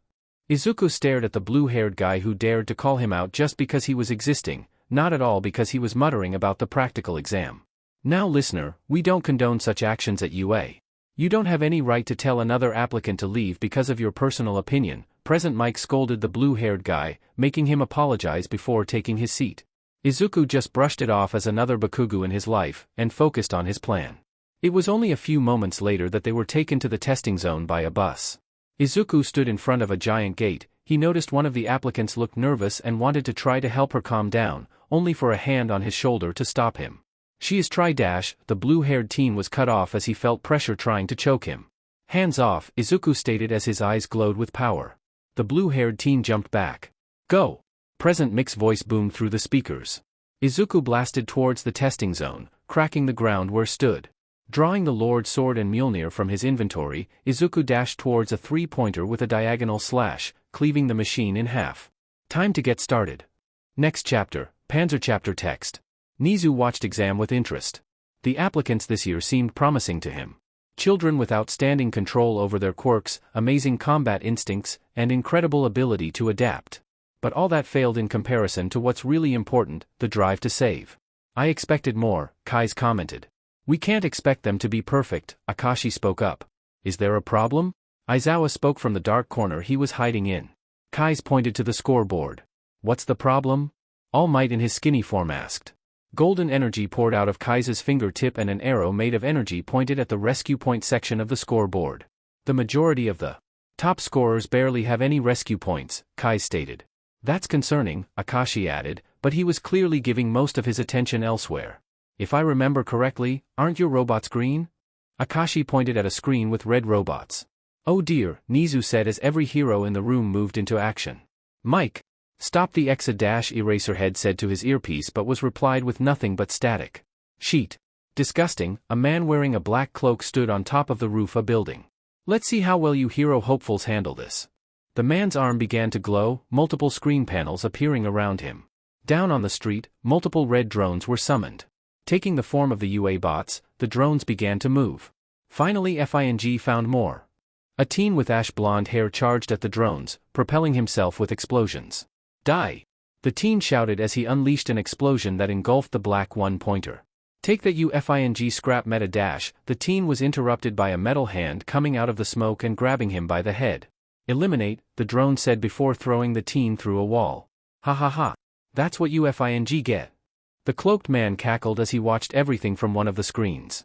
Now let's have some more fun. Izuku stood on top of several destroyed robots, not even slightly out of breath. Something feels odd, Izuku muttered as he noticed a red two-pointer come out of an alley. He was quite a distance away from the other participants to avoid stealing any points, so he didn't know much of what was happening. The red two-pointer charged at Izuku with speed that made the first bots he faced look like a snail in comparison. The tail shot forward but stopped inches away from Izuku's left eye. That was really aimed to kill. Izuku's eyes glowed as he crushed the drone's tail in his hand, then a bolt of lightning came down from the sky. More robots came out of the alley. Emergency quest, war. Task, save? Takedown? Reward? Haven't seen one of these in ages.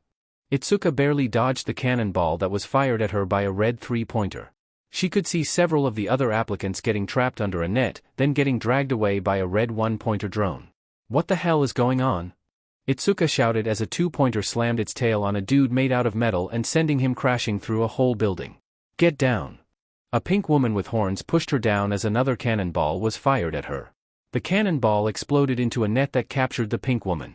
Don't worry, I'll get you free. Itsuka enlarged her hand to get the net off of the girl, but a metal fist drove into her side. Eliminate, a red one-pointer drone stated. Yeo. The drone was hit by a sonic blast of sound that immediately destroyed it. Present Mike. Itsuka and the pink woman exclaimed. Get to the entrance listeners, Mike said as he ran towards the ether applicants that needed help. Itsuka got the net off of the pink girl. Let's go. Right. The heroes were intercepted by the red drones the moment they reached the testing areas, stopping them from entering the fake city. Where are these things coming from? Snipe asked as he shot down another drone. I don't know, but we need to take care of them fast, Midnight said as she used her whip to fight a red one-pointer. Where's All Might? Vlad King asked. His question was answered by the symbol of peace crashing to the ground near them, with ground shaking right after. A massive shadow loomed over all of them as a red zero-pointer was summoned. How many of those things do we have? Midnight asked. 6, Ectoplasm answered. You think their numbers are the same as how many of our test bots are? Aizawa asked. I sure hope not, Midnight spoke up. But there's a possibility, Ectoplasm said. Well f-. Next chapter, Titans chapter text. Izuku sliced a red robot in half, then his hammer returned to his hand after bashing through another robot. What's with the color change, he muttered as he looked at his surroundings. Eliminate, a robot fired a blast of energy towards him. Izuku simply blocked it with his sword, then dashed towards the robot and cleaved it in half. Open a beacon. A beam of light shot down to the ground and a horse with flaming hooves and tail ran out, then 2 winged women flew out. One of them wore a green dress that had a floral pattern, while the other wore a brown dress that had symbols resembling crystals on it. You called my lord? Sylph, the nature fairy bowed. What's the task, my lord? Terra the earth fairy bowed. Save the applicants and destroy all the robots in sight, Izuku instructed as he got on Flare Stallion. As you command, my lord, both fairies took to the sky. Izuku rode through Mach City, cutting down all the robots that stood in his way. Heading towards the center of the city where the walls dividing the test area met, Izuku noticed the amount of robots he encountered began to increase. I guess I'm heading in the right direction, Izuku smirked. I knew one would show up, a voice echoed through the city. Izuku looked up to see a man wearing a cloak standing above a tower that wasn't there earlier.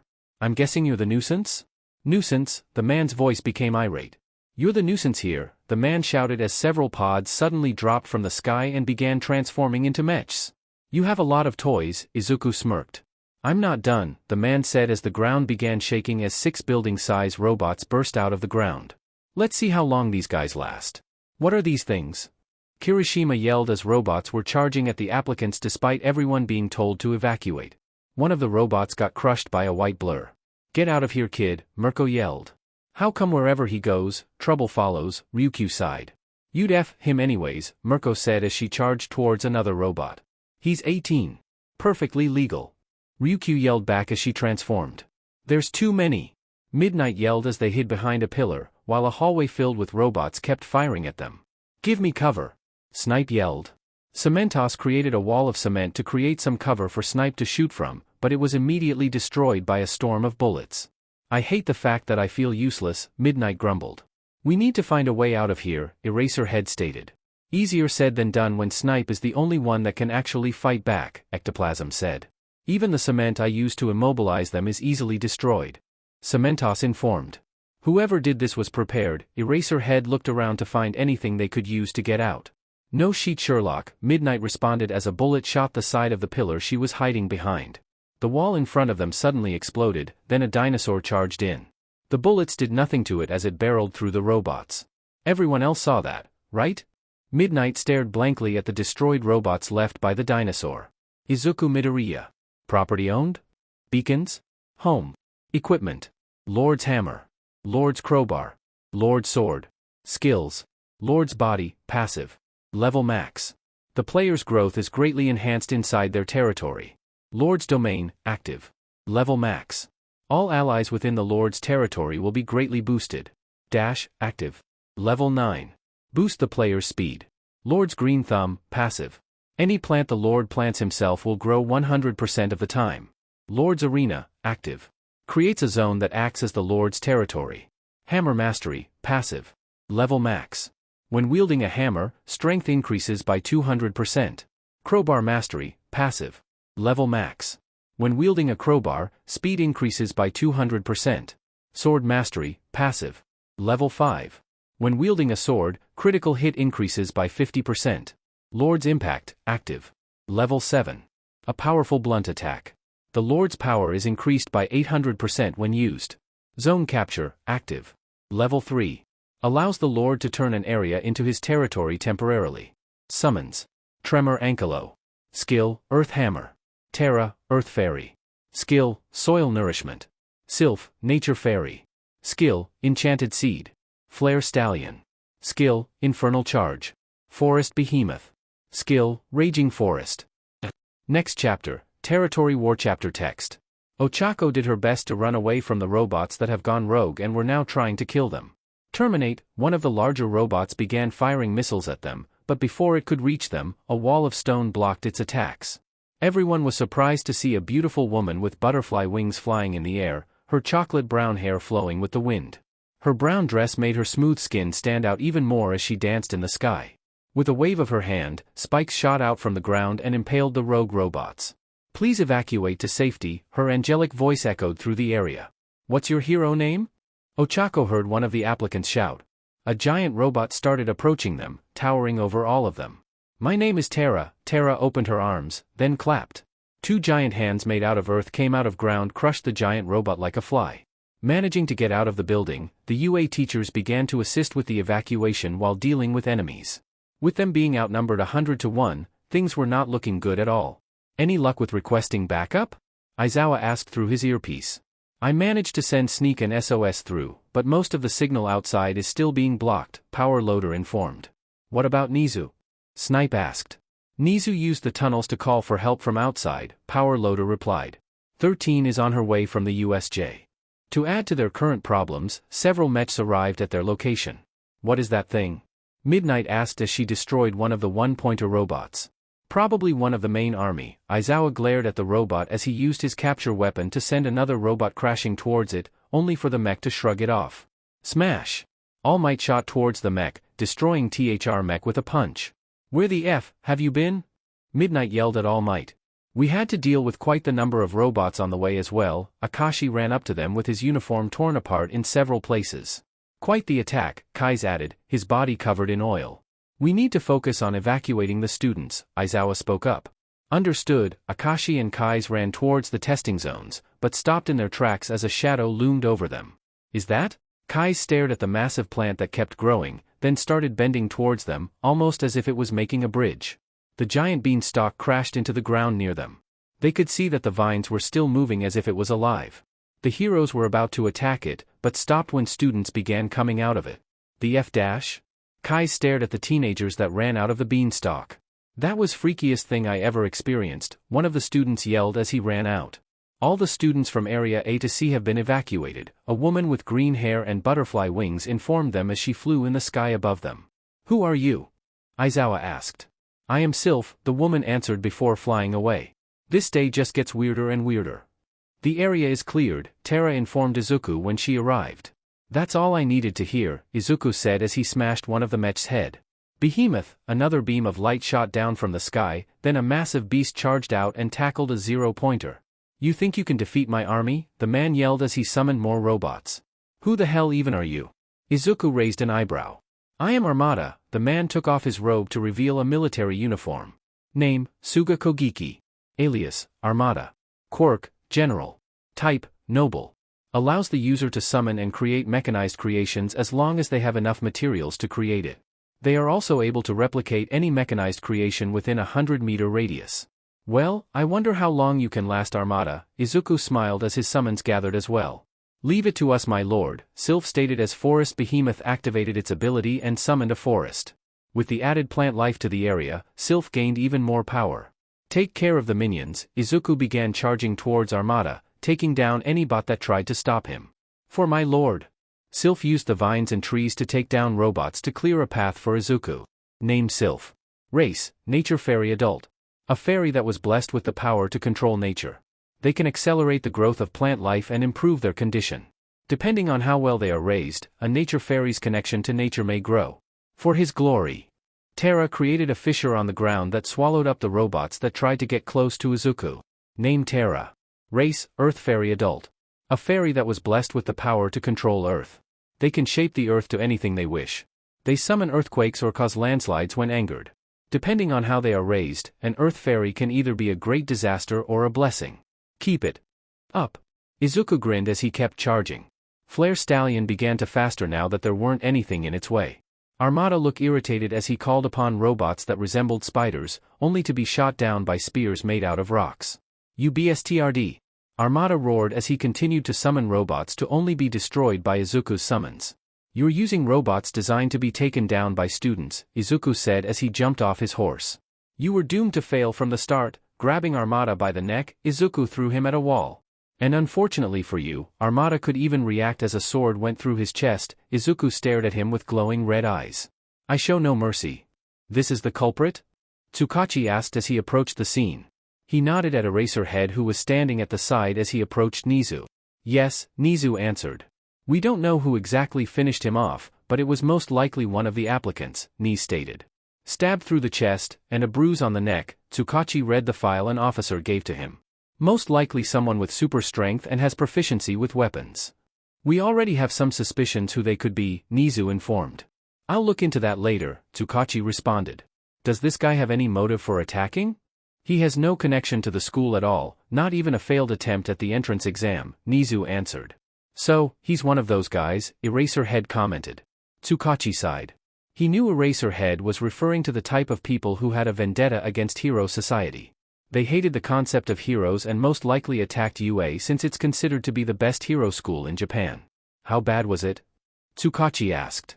No casualties, but 57 students were injured, Nizu informed. Thankfully, no serious injuries. The report said that one of the applicants stepped in. Tsukachi glanced at the giant beanstalk stretching over the wall. Aizawa let out an annoyed sigh.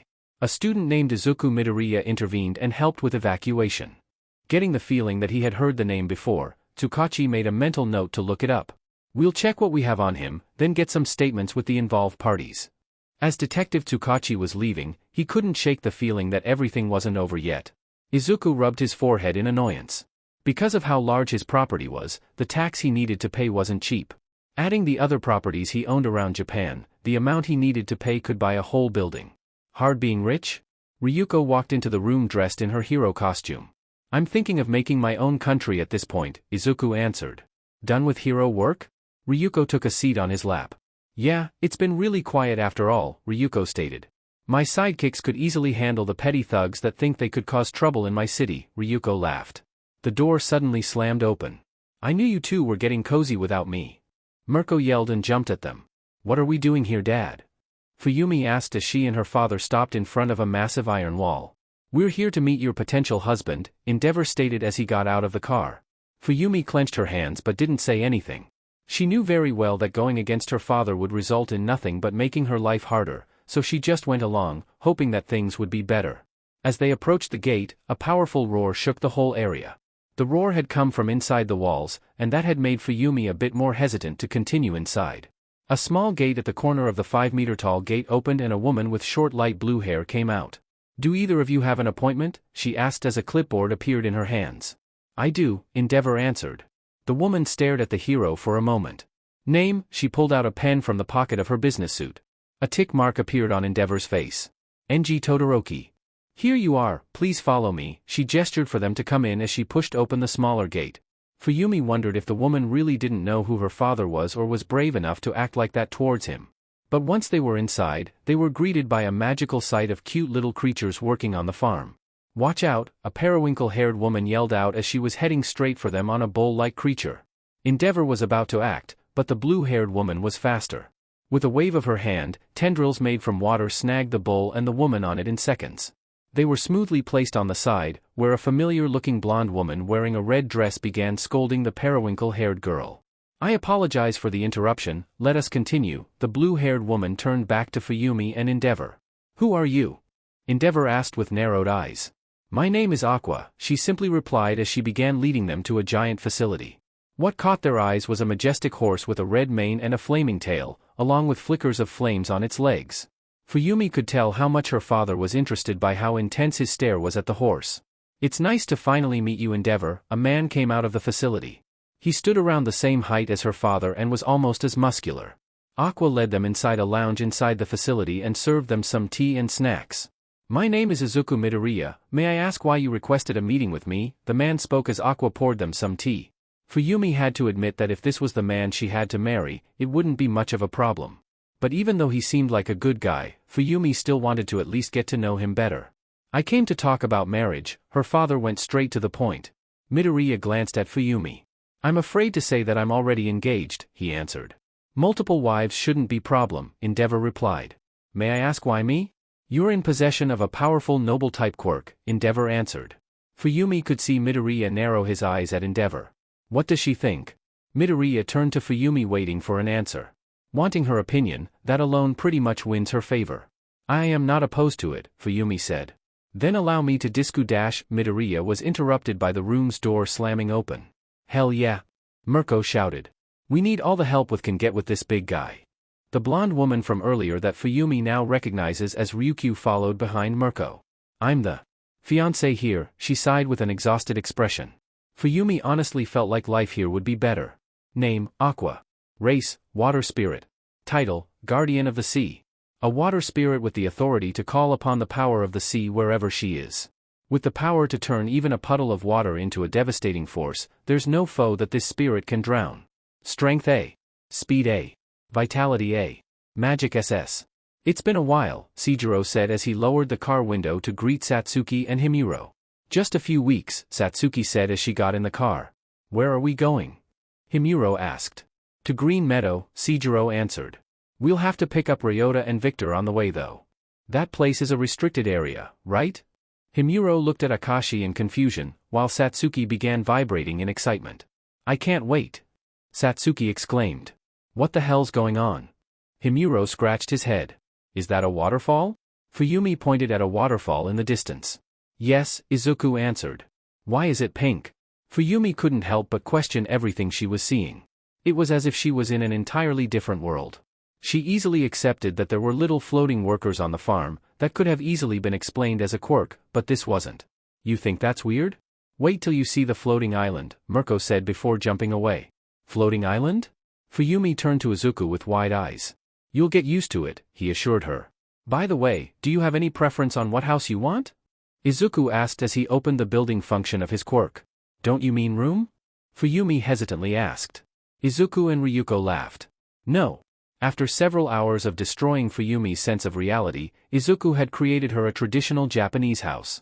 He might have gone a little overboard, but he chose to ignore it when she mentioned that it was 3 times bigger than her original home. It was around 360 feet long and 160 feet wide, then 2 stories tall.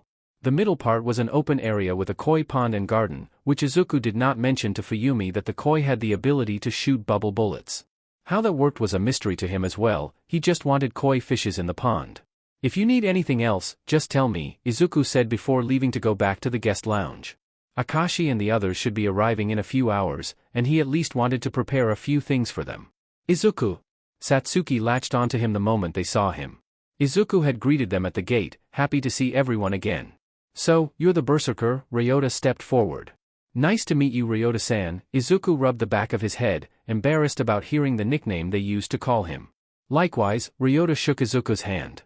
Let's head inside, Izuku gestured to them to follow him. Upon entering, everyone was amazed by the magical sight around them.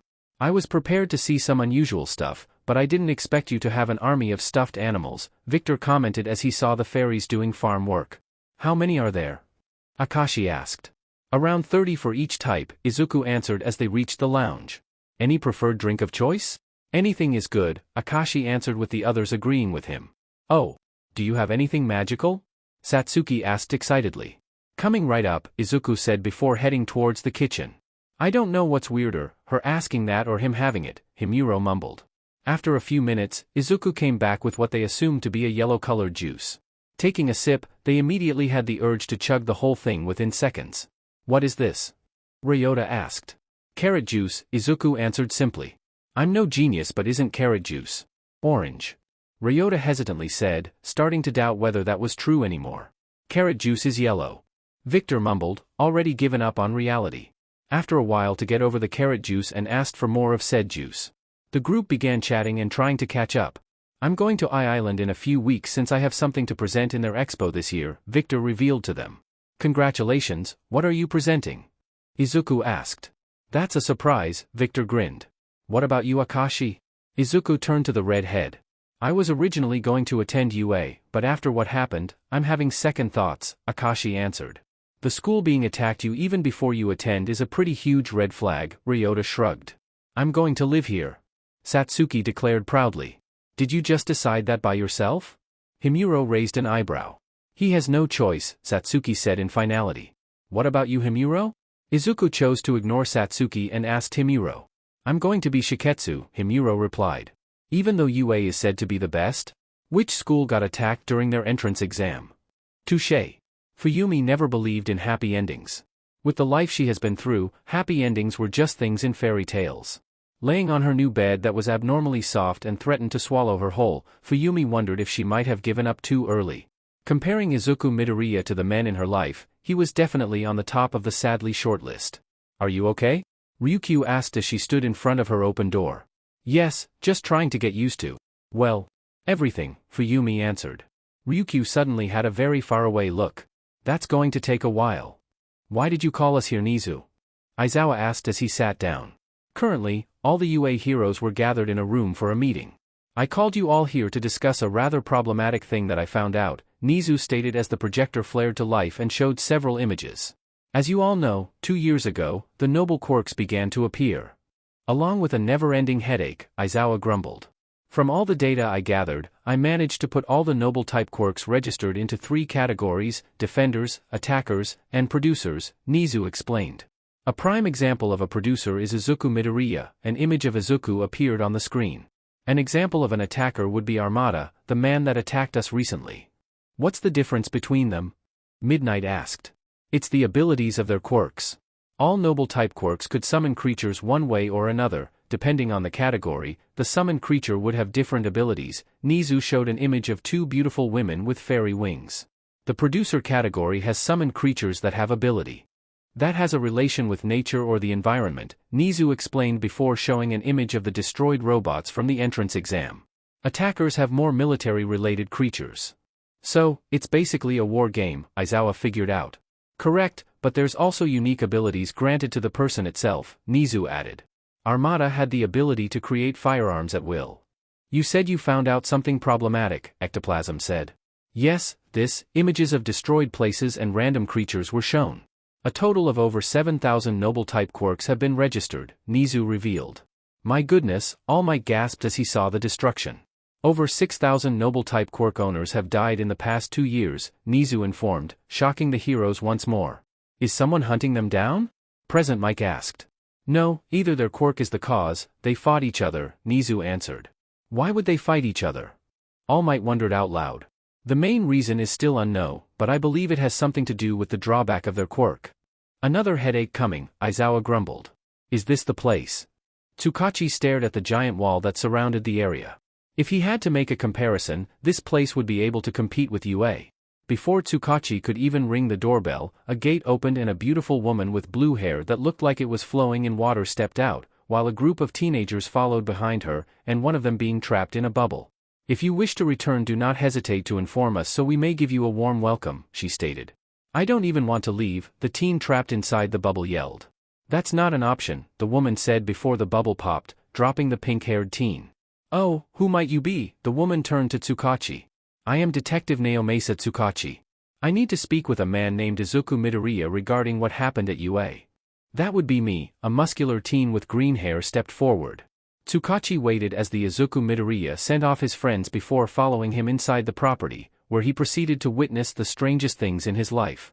As a detective, Tsukachi was well informed about noble-type quirks, but he had never seen one this developed. What did you want to ask me, detective? Izuku Midoriya asked. Regarding Armada, what did you know of him? He was a nuisance, Izuku replied before taking a sip of his drink. Any prior encounters before the UA incident? No, first time I met him. Tsukachi proceeded to ask more questions, all of which Izuku answered truthfully. That continued until he no longer had anything to ask him regarding the case. This isn't part of the case, but can you tell me anything regarding your quirk? Tsukachi said. Like what? Nothing personal, just something that you believe is similar to all noble-type quirks, Tsukachi explained. Izuku rubbed his chin in thought. I guess the ranking? Ranking? Tsukachi raised an eyebrow. From my studies, all noble-type quirks had a way to summon creatures in their own way. Izuku held out his hand and a small green creature appeared. This is a nature fairy, and it can help plants grow faster and better. I see, Tsukachi remembered seeing a few of them on the way to the lounge. This little guy's rank is minion, meaning they're a bit weak and there's a lot of them, Izuku explained, then gestured to the blue-haired woman from before, but now changed her appearance to a black-haired businesswoman. She's Aqua, a hero rank. I am a water spirit, with the title, Guardian of the Sea. Aqua began to glow. Her hair turned blue once again and her clothes turned into a light blue dress that looked like they were made of scales. In her hands was a trident that shined under the light. She's unique. What other ranks are there? Tsukachi asked. From the weakest, minion, elite, hero, and deity, Izuku answered. From your perspective, what rank would All Might or Endeavor be placed if they were summoned creatures? The detective asked. Instead of Izuku, Aqua was the one to answer. The fiery human would be an elite at best, Aqua stated. The brute would be similar to a newly evolved hero rank. Tsukachi turned to Izuku, who only nodded. Although he found it hard to believe, Tsukachi could understand it. Endeavor would look weak in the eyes of a water-based creature, and punching water would hardly work as well. But having a way of measuring the power of these creatures would be useful. I see, thank you for answering my questions, Tsukachi bowed. It's no problem, detective, and something you might need to know, Tsukachi raised an eyebrow. Summons don't disappear after the user's death. How is everything going, Melissa? David Shield walked into a large lab where mountains of robotic parts were laid out. Papa! Melissa exclaimed. It's going well so far, she said as an explosion rang out from where she just came from. Maybe there's some little problems. I came here to tell you that a friend of your uncle might want to ask you about details of your new quirk, David Shield informed. I don't have much to say other than I can make robots a lot easier now, Melissa replied, glancing at the pile of machines. But I'll try my best to answer his questions. I'll mention it to them then, David Shield nodded. So, what are you working on now? Oh. Melissa excitedly led her father towards a giant machine that was being held up by multiple pillars. This is All Gear, Melissa patted the machine. All Gear? David raised an eyebrow at his daughter. It has hundreds of different tools in it, capable of lifting over 100 tons, and high temperature resistance, Melissa listed. It's the perfect construction machine, she declared proudly. How did you manage this? David looked over the machine. It required me to sacrifice 5 machines I previously summoned using my quirk, then I used over a dozen more to strengthen it, Melissa gestured to the piles of robotic parts surrounding them. Sounds like a game mechanic, David commented as he rubbed his chin. I'll call someone to sort this out, might be able to use these parts in the future. Name, All Gear. Rank, Hero rank. Race, Machine. A machine designed to be the perfect builder. Capable of building a fortress faster than an army of workers, this machine is worth its weight. With its strength and tools at its disposal, this machine does not fall short in combat. How are we going to decide who passed? Midnight asked as she placed down a stack of paperwork on the table. After checking over all the students that withdrawn their application, scoring them based on the exam wouldn't be an option anymore, Nizu said as he looked at the list of students left. I suggest you put them through an interview, Eraserhead spoke up. It would be a good way to weed out the troublesome ones. We could also have them go through others like a medical check with Recovery Girl and a mental look over by Hound Dog, Midnight suggested. I'll inform Recovery Girl and Hound Dog then, Nizu replied. It would be best to add a session with Power Loader for their support gear and 13 for Quirk safety. I think a proper background check would also be needed, Snipe added. It's not impossible for another unsavory type to sneak in. The majority of the teachers agreed. They continued to discuss how they will handle the upcoming semester and how to make sure another incident would not happen. Failure again, All for One said as another body turned to dust. These noble-type quirks are becoming quite a nuisance. Perhaps there is something preventing you from taking them, my lord, Garaki suggested. I'm aware of that, but it is as if there is no quirk to take, All for One explained. It feels no different than touching a quirkless person. Maybe something similar to One for All? Thousands of quirks being given away by someone else? Highly unlikely, All for One said. But one powerful quirk, a manic smile appeared on All for One's ruined face. The king of the underworld began to cackle. Is this necessary? Rumi grumbled as they entered an elevator. You could have just stayed home, Ryuko said as she pressed the floor number. And let you have this hunk of meat all to yourself? No way, she exclaimed as she hugged Izuku from behind. Please maintain some decency while we're not at home, Ryuko scolded. Another thing, neither of us have even had SEC with him yet, she added with a blush on her face. I guess some tongue action doesn't count as SEC, huh? Rumi said with a smirk, then kicked Izuku's cheek, the man still remaining silent despite the events happening around him. At that moment the elevator opened. Thank you for Aki-dash, a beautiful young woman greeted them but froze mid-sentence as she stared at Rumi still having her tongue on Izuku's cheek. Rumi immediately stepped back, looking away. Sorry about that, thank you for having us, Ryuko spoke up. Why yes, I'm Momo Yaoyorozu, please follow me. Yaoyorozu hurriedly walked away, Izuku and the others following after her. Ryuko wiped Izuku's cheek with a handkerchief as they approached the meeting room and glared at Rumi. Behave. Yeah. What's wrong with him anyways? Rumi pointed her thumb at Izuku. I don't know either, maybe something to do with his quirk, Ryuko replied. Once they approached the meeting room, they noticed Izuku suddenly jolted. He began stretching. What did I miss? He asked the two beautiful women beside him. What just happened? Rumi asked. Just some mental aspect of my quirk, Izuku answered as they entered the room. Please make yourselves comfortable, the young Yaoyorozu stated. It has been a while, Mr. Midoriya. You greeted him with a handshake. This my brother, she gestured to the black-haired man beside her. Mako Yaoyorozu, pleasure to meet you, the man introduced himself. Izuku Midoriya, a pleasure as well. Izuku shook the man's hand before taking a seat. We'll be getting straight to the point, Mako Yaoyorozu handed Izuku a folder. We recently heard that you have acquired a way to grow a type of sheep that produces wool that is compatible with quirks. I didn't know you had that, Ryuko turned to Izuku. As a hero that transforms into a dragon, acquiring clothes that allowed her to use her quirk was quite a hassle. Not only was the supply low, but the process to tailor it specifically for her quirk took too long. You guys move fast. I had only acquired that after the UA incident. Izuku had received a sheep called Conductive Ram as reward for defeating Armada. It was just a minion rank with no combat ability, but the product it produced had a lot of potential.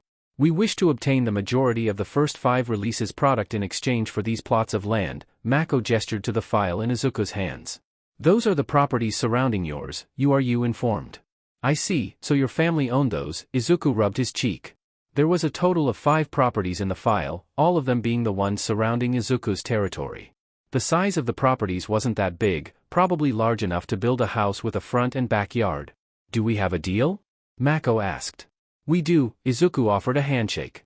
I'm no businesswoman, but shouldn't there be more talking? Rumi whispered to Ryuko. Ryuko shrugged. How's the expansion going? Ryuko asked as she approached Izuku.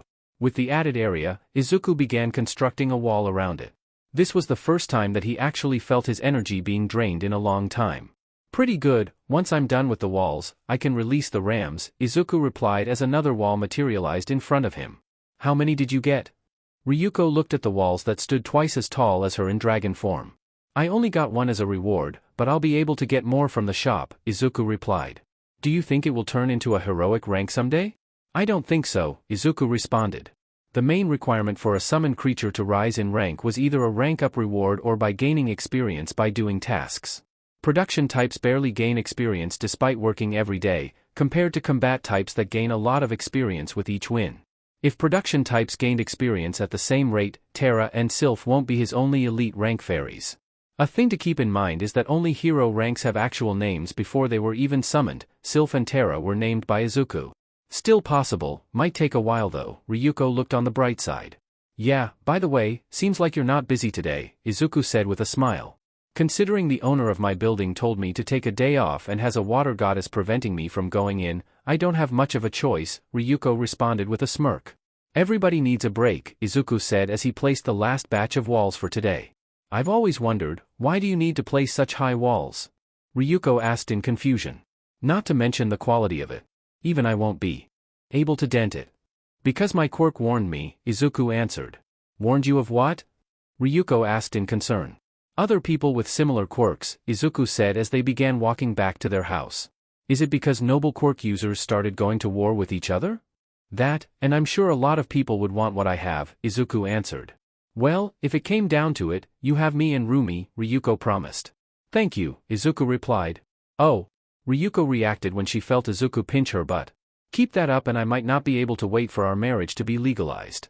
It's reassuring to know that the only thing stopping you is the thought of doing something illegal, Izuku said, then pinched her again. Come here. Ryukyu roared. I hope you bring pleasant news, Doctor. All for One spoke as Garaki entered the room. It is regarding the beast that we obtained a few days ago, Master. Garaki clicked something on his tablet and an image appeared on the screen above him. The summoned creature of one those noble type users that died? What about it? All for One asked, not being able to see the image on the screen yet. I'm glad to inform you that the minions we lost in order to obtain it were not a waste, Dr. Garaki said proudly. To obtain the summoned creature, All for One had sent out over 100 of his minions to capture it with only 3 returning alive. The summoned creature was said to be at the peak of hero rank summons. Its former master would have been a big threat with it under his control, but fortunately, the man was stupid. He had sacrificed all his resources just to obtain the summon creature, so when the other noble type users targeted him, they simply targeted him. The summoned creature had the ability to grow stronger every time it consumed. The stronger the being it consumed, the better the effects. Sometimes it even gained the ability of what it ate. The only downside is that as it gets stronger, the less effective the weaker beings it consumed had on it. The creature has absorbed the quirks necessary to kill All Might, the doctor informed. We effectively have two anti-symbol of peace. How do you plan on controlling the beast doctor? All for One asked. We turned one of the noble type quirk users into a Nomu master, Dr. Garaki said with a smile. Good, then everything is set for All Might's demise, All for One spoke delightedly. Inform Shigaraki, time to get started on our plans. As you wish, master. How many more interviews do we need to do? Hisashi asked as they clocked out for the day. A little over a dozen more, Namuri replied. How many passed today? The majority passed the physical exam from Recovery Girl, but a lot failed on 13's and Hound Dog's interview, Hisashi answered. Too many that were in it for the fame, Shota grumbled. Isn't the one that helped out during the attack getting interview tomorrow? Namuri suddenly perked up. You mean the Midoriya kid? Yeah. I can't wait to interview him, Midnight squirmed. Deviant, Aizawa grumbled. Hey! I didn't think I'd be back so soon, Izuku muttered as he passed through UA's gate. The school suffered a lot of damage during the attack, but Izuku saw no sign of it at all. The walls were repaired, and the path showed no sign that it was destroyed at all. Students idly walked by, minding their own business. Mr. Midoriya, right on time, Cementos greeted him. Your first interview will be in this room, Cementos pointed to the first room in the hall. Two people were already in line at the benches. A woman with white hair that covered one of her eyes and a guy with long black hair tied into a ponytail. He quietly took a seat beside the woman just as the guy was called into the room. Izuku guessed that the majority of the students had backed out on their application, so UA chose this as their alternative. Itsuka had informed him that she had her interview 2 days ago but did not inform her of the results. Akashi had withdrawn his application, but he didn't inform Izuku what he planned on doing instead. A few minutes later, the guy from earlier left the room and the woman beside Izuku was called in. Just a few more minutes and it was Izuku's turn. Good afternoon, ma'am, Izuku greeted the woman in the room. Good afternoon as well, Mr. Midoriya. My name Ainin Kuroz, the interviewer, the woman with dark blue hair with a patch of yellow on top replied. The first interview would be about how much you're aware of your quirk's limits and danger. The limits would be hard to measure, but I am quite aware of how dangerous my quirk is, Izuku stated. From what we know of your quirk, the main issue would be the actions of your summoned creatures, Ainin stated. They may follow your orders, but they still decide their actions. I don't deny that. Izuku smiled as Ainin wrote something on a clipboard. He was well aware of how dangerous the summoned creatures were. And it only occurred to him that he didn't actually ask them where they came from. The interview continued, discussing mostly about quirk safety and how his quirk could help with that. Once they were done talking, Izuku went to his second interview with Power Loader. The interview didn't last long since the focus was on his potential hero suit, but Izuku already had his gear for himself. Welcome Mr. Midoriya, Hound Dog greeted him. Pleasure to meet you, Izuku responded. We will mostly be discussing your mental health, but I assume that won't be a problem anymore for you, Hound Dog stated. You've heard of Aldera I presume, Izuku hummed. Rikuzen doesn't hold anything back. They've done it before, the hero mentioned. The only concern I had was that if you became someone like Endeavor, acting so high and mighty? Izuku smiled. Yes, Rikuzen does have a history of producing arrogant individuals, Hound Dog said bluntly. I've met them. Not a fan, Izuku remembered his first encounter in class and meeting Endeavor in person. Rest assured that I didn't become some egotistical maniac, an image of an old friend popped into his head. That's good to know, and I apologize for the rather straightforward statements, Hound Dog replied. It's all right. I preferred it that way, Izuku said as he got up. The last interview was an optional one with the principal and the potential homeroom teacher if he got accepted. Izuku decided to skip that part and went straight to the physical examination, which he would pass with flying colors. Test number 723, Melissa said to the recorder before pressing a button. Several crates dropped from the ceiling, then all gear started building. The contents of the crate were a bunch of wooden planks, nails, and other building supplies. The test was designed to test how efficient all gear was building on the spot. The machine opened the crate with ease without even destroying it. The nails were pulled by a magnet and the other building materials were separated by different extra-mechanical arms. In less than 5 minutes, all gear had assembled a small shed. Good, now disassemble all of it. Melissa glanced at the dozen sheds in the corner. With heroic rank machine doing its thing, Melissa began writing down the results of her test. In the past weeks, she had tested all gear to its limits. Building, repairs, combat, rescue, and many more. This should be enough, Melissa muttered. As she was about to finish up, the door to the workshop opened. Who are you? A man in a lab coat entered, but Melissa had never seen them before. Island was an isolated place, and the people working here rarely changed, so if a new face appeared, it was hard to miss. Melissa Shield, right? The man smirked. Yes? Do you need something? Your life. The man suddenly lunged, a spear appearing in his hands. All the machinery around Melissa sprung together to form a wall, but it didn't stop the man. The spear destroyed the wall, then the man rushed towards her. But he was suddenly stopped by a metallic fist colliding with his spear. Eliminate, all gear uttered as its arm turned into a blaster. Blast of energy shot towards the man, but the intruder easily avoided it. Dozens of mechanicals' arms shot out from all gear's back and chased after the intruder. The man fought them back with his spear, managing to push them and sever a few. Some machinery was tossed towards him, but he easily avoided it while slashing 4 mechanical arms. This is getting troublesome, the man raised his arm. Caliban. An armored warrior with a lance appeared. Distract the machine. The armored warrior began fighting all gear, barreling through the mechanical behemoth's attacks. The man focused his attention on Melissa. Burning spear, he launched the spear towards Melissa. She tried to create another wall again, but the spear blazed through. The workshop exploded. Melissa felt helpless as a searing pain was all she felt on her left side. Everything was on fire and the sounds of footsteps getting closer weren't assuring at all. You're a hard person to kill, the man kneeled on one leg in front of her. That gave Melissa a clear look at the man. He had brown hair and looked to be a Western man. Why are you doing this? Melissa managed to groan out. Since you're asking that? You must be a production class, the man responded. It's better if less people knew about the siege class, even if you'll die either way, the man raised his spear. As Melissa waited for her death to come, a panel appeared in front of her. Assistants arrived. A trident pierced the man's shoulder and sent him flying towards the far wall, hanging him on the wall. A wave of water washed over the whole lab, putting out the fire. How? Those were electrical fires, Melissa muttered as she managed to sit up. There is no fire that my pure water could not extinguish. A beautiful woman with blue hair stood in front of Melissa. Her blue dress moved around as if they were submerged in water with white frills flowing along with it. Is it pure enough to not conduct dash? Do not bother with the technicalities, young lady, the woman stated. The man pulled the trident off, freeing himself. Another hero rank, Caliban. The armored warrior from earlier burst out of the rubble and charged towards them. His lance began to glow as he neared, and Melissa feared that the woman in front of her would die because of her. A common mistake is assuming all creatures of the same rank are equal. The woman held up her hand and her trident flew out of the man's grasps and back to her. The trident spun in her hands with water flowing with it, creating a whirlpool-like effect. Caliban's lance clashed with the whirlpool, creating a shockwave that blew back Caliban. Who the F are you? Why are you in turf dash? The villain didn't get to finish as the trident pierced his chest. Gah! He coughed out blood as the trident was recalled, leaving the man to bleed out. Caliban didn't disappear, instead, he tried to attack once more. Too much talking in a fight never results in anything, the woman commented as she parried Caliban's lance, then sent a wave of water to push him back. My master has no need for you as a servant, but I cannot simply let you be. The woman pointed her trident towards Caliban, then a powerful compressed blast of water fired and struck Caliban on the chest, leaving a clean hole. The summoned creature shattered into gray fragments of light and metallic card fell to the ground.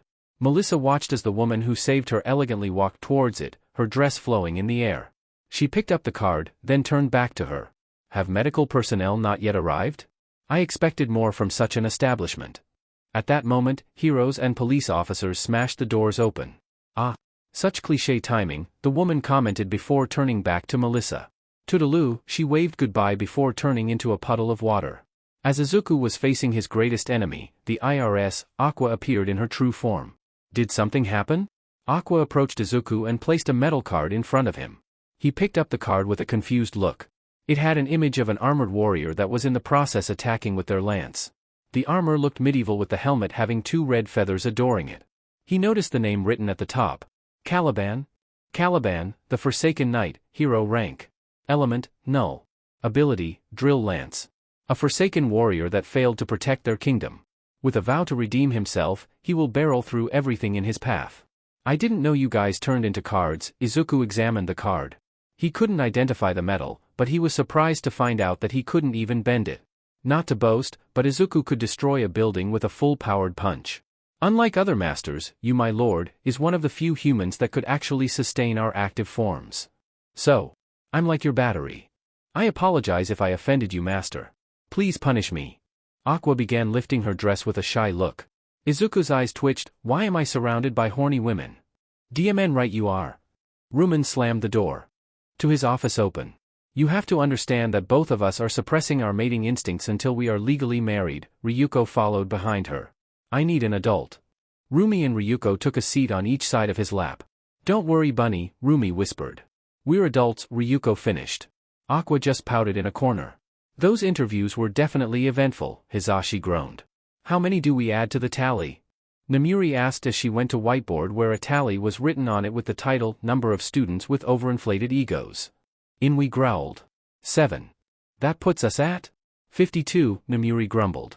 For the past weeks, they had interviewed over 1,000 students. Most of which were either arrogant because of their flashy quirks or were only driven by blind greed. There were also students who didn't bother training their bodies and needed to be assessed by Recovery Girl if they wanted to be given a shot.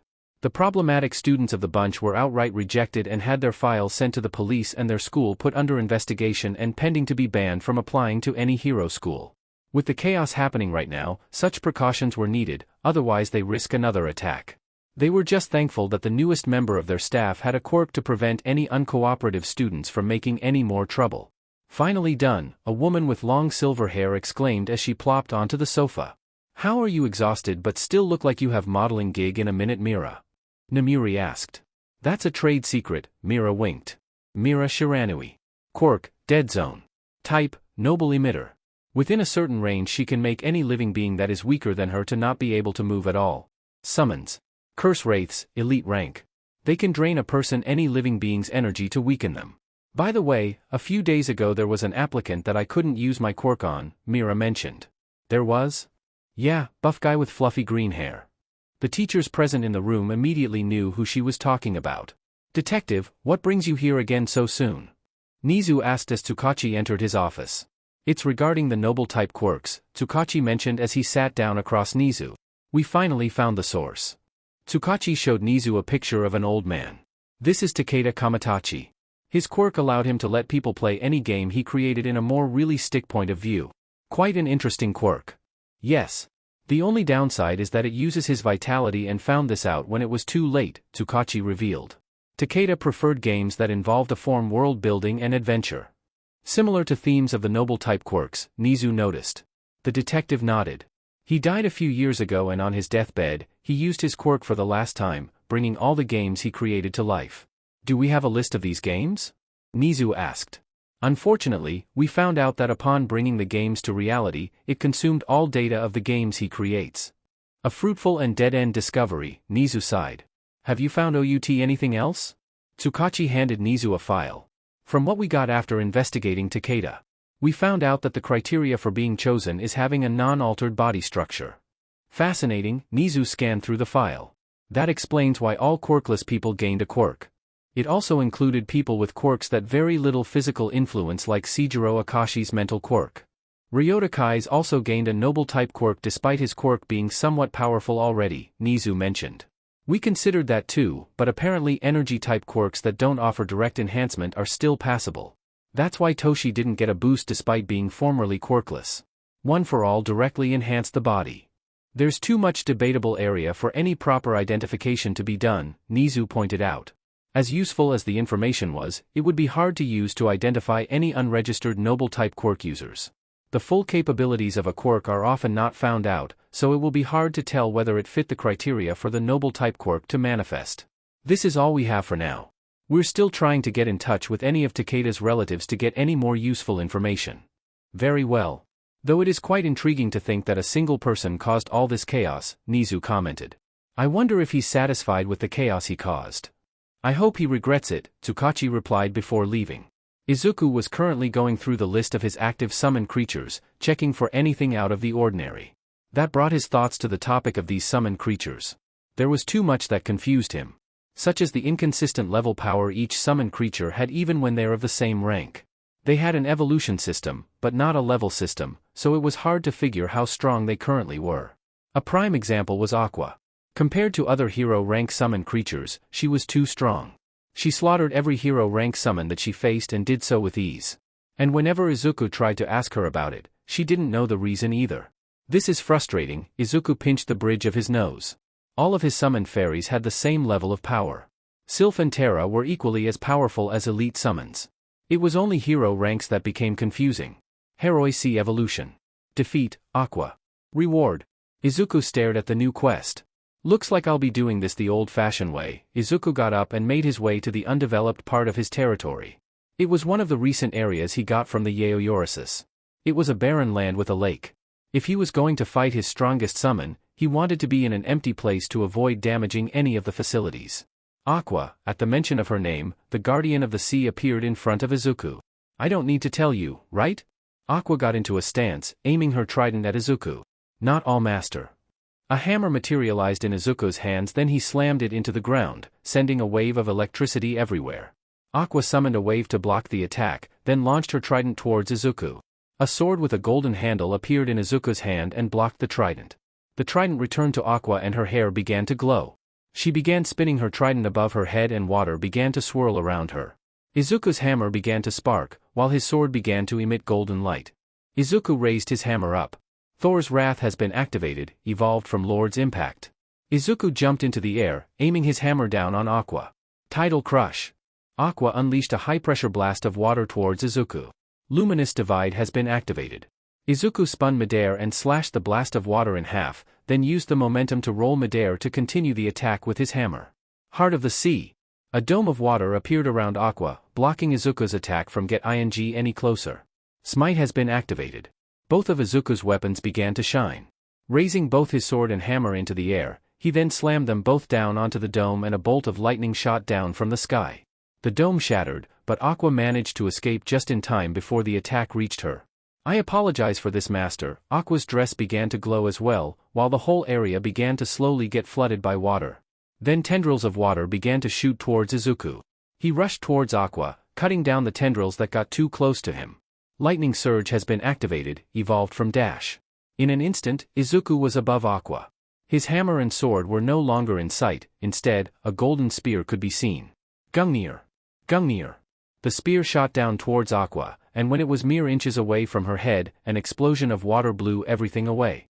Izuku was glad he had this fight away from the facilities, otherwise everything would have been destroyed by the wave Aqua had created. The small lake in the area had practically tripled in size after that. The only thing left of Izuku's last attack was the weak currents of electricity traveling in the water. That was the least of his concern as Aqua's glowing body began to change. The light shattered like glass as her new form was unveiled.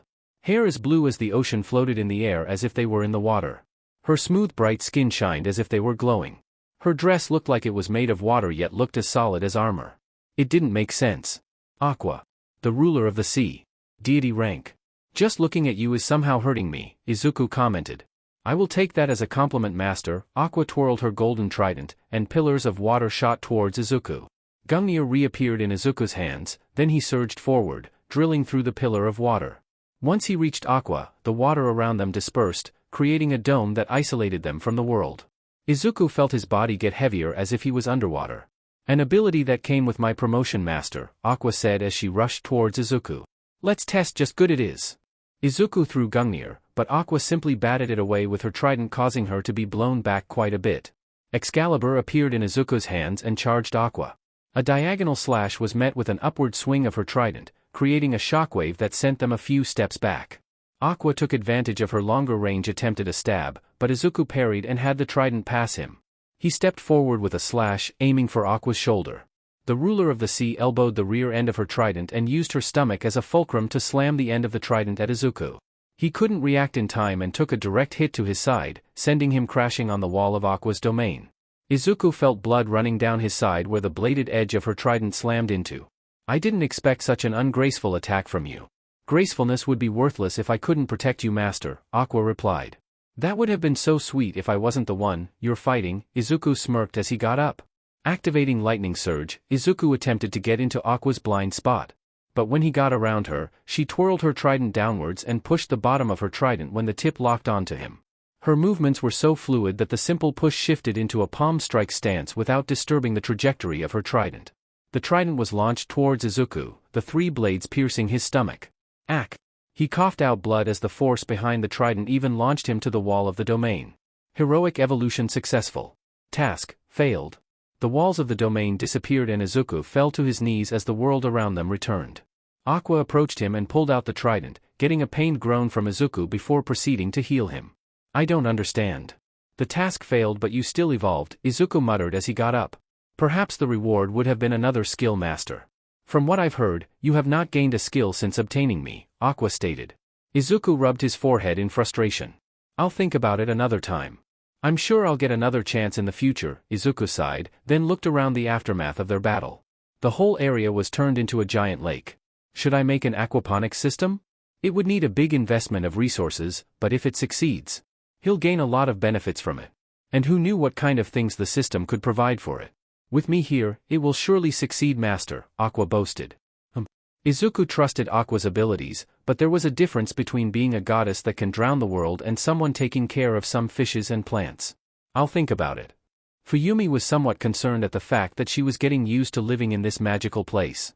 As a little green creature handed her some tea, she watched another identical creature make a whole tree grow in seconds. It's like watching a farming game in first person. What's cooking good looking? Fuyumi turned around to see Rumi Usujiyama walking up to her dressed in jeans and a white shirt. I'm just watching the fairies, Rumi supplied. Yes. The fairies, Fuyumi nodded. I just didn't expect to ever see something like this.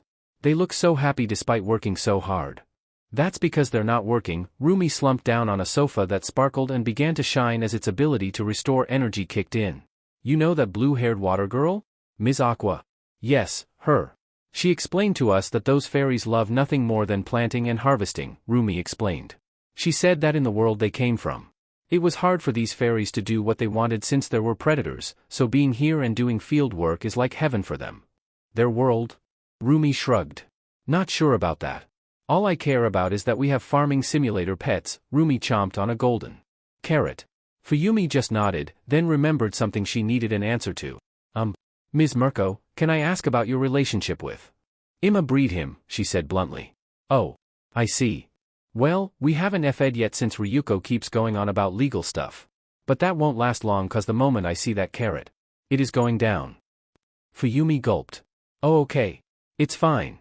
I'm sure Candlestick wouldn't mind you being the 3rd or 4th wife. 4th? That water girl is getting a little too handsy. I'm a little lost, my friend. Toshinori scratched the back of his head in confusion as he was in a meeting room with some fellow heroes and Tsukachi.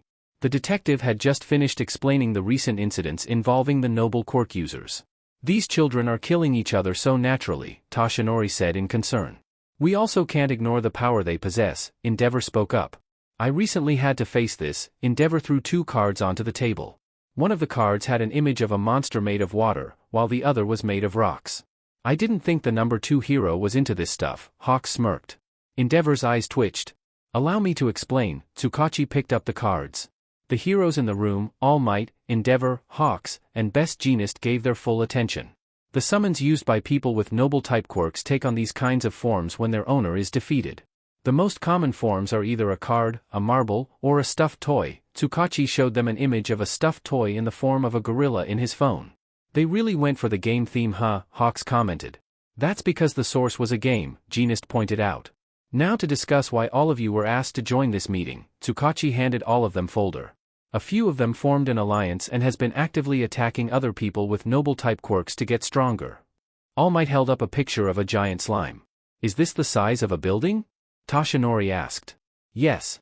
Reports say that the slime monster was 50 meters tall. Terrific, Endeavor groaned. The Kingdom Alliance? These brats are really going for the medieval theme, huh? Mirko commented as they received the briefing for the raid. Are these children really that powerful that we would need all of the top 10 heroes? Hawks asked as every member of the top 10 was present for the raid. Based on our intel, there are at least 20 with noble-type quirks in their alliance, Tsukachi answered. The majority of them have been confirmed to have attacked civilians, so they are already labeled as villains. Tsukachi pointed to the list of names on the briefing screen. We provided as much information on their abilities as possible, but as some of you may know, noble quirks have a tendency to bestow random skills to their wielders. Mirko cringed. Tell me about it. The person all of you need to be wary of this. The leader of their alliance, an image of a young woman with black hair appeared on the screen. Our intel told us that the theme of her abilities were illusions and stuntons. Her summoned creatures are succubus and other demonic creatures. Quite the troublesome abilities, Edshot commented. Is there a possibility that she used her abilities on the other members of her alliance? We can rule out that these children have simply been put under hypnosis. We thought of that as well, but unfortunately, they are doing this on their own volition. What about the other people working for them? Ryukyu spoke up. We're not certain of that, but her abilities have a time limit, so it's unlikely that they have anyone actually working for them that is hypnotized, Tsukachi answered. Most of the heroes looked down. The thought of dealing with teenagers didn't sit right with them. We'll handle the beach, Mirko suddenly spoke up. Aren't you eager? Hawks responded. As much as we trust your abilities, this woman is still dangerous. Mirko, Best Jeanist spoke. And like other noble quirk users we've faced, they have creatures with mystical abilities assisting them. Mirko smirked.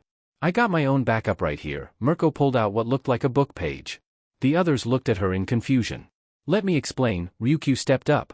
We have an acquaintance with a noble quirk as well, and his summons take the form of book pages when inactive. Well, that's certainly the first time I've seen a book page used, Tsukachi mentioned. May I ask the rank of the summoned creature? Rank? Crust looked up in confusion. Summoned creatures have ranks to identify how powerful they are, Yoroi Musha told the shield hero. Convenient. See for yourself, Mirko handed Tsukachi the book page, which the detective accepted with a raised eyebrow. He was quite happy when he got that one. This is quite detailed. The owner had quite the talent in analysis, Ryukyu mentioned proudly. Name, Sylph. Race, Forest Dryad. Rank, Hero++. Origin, Fairy Grove. Element, Nature. Offensive, S. Defensive, SS. Production, SS. Compatibility, S. Adaptability, S. Raised from a nature fairy, Sylph has a deep love for every living thing. She protects her allies by using her nature abilities to call upon plants to create walls of durable wood or bind her enemies with vines. With the plants imbued with her magic, they are more durable and stronger than what is commonly seen in the wild. She also grants her allies a passive healing buff when they are close to her. The healing buff is powerful enough to help a person survive a stab to the heart, making by far her biggest asset on the battlefield. The most common use for her abilities outside of combat is to grow produce to an exceptional quality. Occasionally even granting the produce with magical abilities like healing. Though Sylph possesses a warm and kind nature, she is extremely protective. Being identified as a threat to her allies immediately subjects you to a curse that weakens your body as you breathe in the pollen she emits. Detective Tsukachi stared at the book page. This seems like it was written from a personal observation. And I can't even put to words how powerful this one is. Tell me about it. Apparently raising one from scratch puts them on steroids, Mirko shrugged as she grabbed the book page back. With the summon's help, this raid might go a lot smoother. Izuku looked deep in thought as he looked at his quirk's new ability, Worldview. A new ability he awakened after Aqua had been promoted to deity rank. Worldview gave Izuku the ability to look over the world where the summoned creatures originally lived. If he had to describe it, it was like watching the Discovery Channel on the television. The world itself didn't have a name, but the different areas did. One area that Izuku has access to view is Fairy Grove, the place where all his fairy summons originally lived. Where Sylph and Terra used to live. The place looked like a giant meadow covered in beautiful flowers and tall trees. But instead of seeing fairies happily going around the area, they were hidden because beasts occasionally pass by. This wasn't what I was expecting. Now you understand why the fairies residing in your territory are so happy, Master, Aqua spoke. Being able to cultivate plants without the fear of being hunted is a dream come true for them. I don't understand. How the hell is this all involved with my quirk? It's hard to believe my quirk connected to a whole different world just to summon you guys. I cannot answer that, Master, Aqua shook her head. As I myself do not recall the beginning of our original world. It's like I kidnapped you guys. I believe it is more like we responded to the call to a better place. Now that sounds like I killed you guys before kidnapping. I had hoped you have already got over your negative thinking, Master. Izuku just sighed. His quirk was a huge blessing for him, but it came with too many mysteries to uncover and wasn't providing answers anytime soon. Every time that it seemed like he was getting used to his abilities, they hit him with another big mystery. It was like a game constantly being updated. I'm going to go Izuku stopped, froze for a second as he felt something wrong suddenly. Looks like we have some uninvited guests. Making his way to the north side walls, he saw what seemed to be a blimp flying over the walls. 3 people dropped from the blimp. One was a muscular guy with a bald head. The other was a woman wearing a frilly dress, and the last one was tall and skinny guy. I told you there's only one of them here, the skinny one pointed to Izuku. Once we get rid of this guy all of this would be OU dash. He didn't get to finish his words as a trident stabbed his chest and stuck him to the wall. You dare mock my master, Aqua growled. Sheet. The last 2 intruders separated. The bald one summoned a big hammer with a steampunk appearance, while the woman summoned a black horse with 2 horns. Shall I dispose of the master? Aqua asked, recalling her trident and watching as the man it impaled perished as their blood gushed. Leave one alive. I have questions, Izuku said before walking away. Izuku glanced at the message he received. Defend. Task, defeat intruders, 1-3. Reward? Bullets made of water rained down from the sky. With each drop having the force of a 50 caliber bullet being shot, both targets were having the worst time of their life. The giant of a man screamed in pain as the bullets destroyed his weapon and pierced through his body, while the woman begged for her life as the bullets shot down her horse and aimed for her next. Mere weaklings dared to challenge my master, and know you beg for your life? Aqua walked towards the woman. She glanced towards the man and saw him slowly dying a few feet away. You're fortunate my master demands answers from one of you, Aqua said before the woman was trapped in a bubble. Now, who the hell are you? Izuku asked. Aqua handed him several items that seemed to be the equipment and summons of the other 2. We're scouts from the Alliance. We were told to hunt down other people with noble-type quirks that aren't on our side. Who gave the order? It was the Chu dash. Before the woman could finish, she began convulsing as pink markings began to appear on her body. Shall I enter master? Aqua asked, raising her trident at the woman. Wait. Izuku watched as the woman began transforming. Her white skin turned dark as horns and wings grew out of her. The woman ummed in her new form. What is it this time? Well, don't you look delectable, the woman said in her new form. Would you like a taste of this? The woman ripped off the frilly dress, exposing her naked body and revealing a tail. Are you a different person from the woman before? Of course, the woman. Don't I look sexier like this? The woman squeezed her BRST. Izuku sighed. Then who are you? You can call me Eliza Cutie. She flew closer, only to be stopped by Aqua raising her trident. Who sent you here? If you want to know, then you'll need to satisfy me first. Elisa raised her legs wide open while in the air. Pokyo dash. Eliza never got to continue as a trident shot through her. Izuku turned to Aqua. I apologize, master. I grew tired of her useless antics. A jewel fell to the floor. Izuku picked it up and saw a silhouette of a winged woman inside of it. She was a summon. Task completed. Reward, Altar of Sacrifice. Izuku stared at the message. Altar of Sacrifice? The moment he said it, a giant shrine appeared in front of him.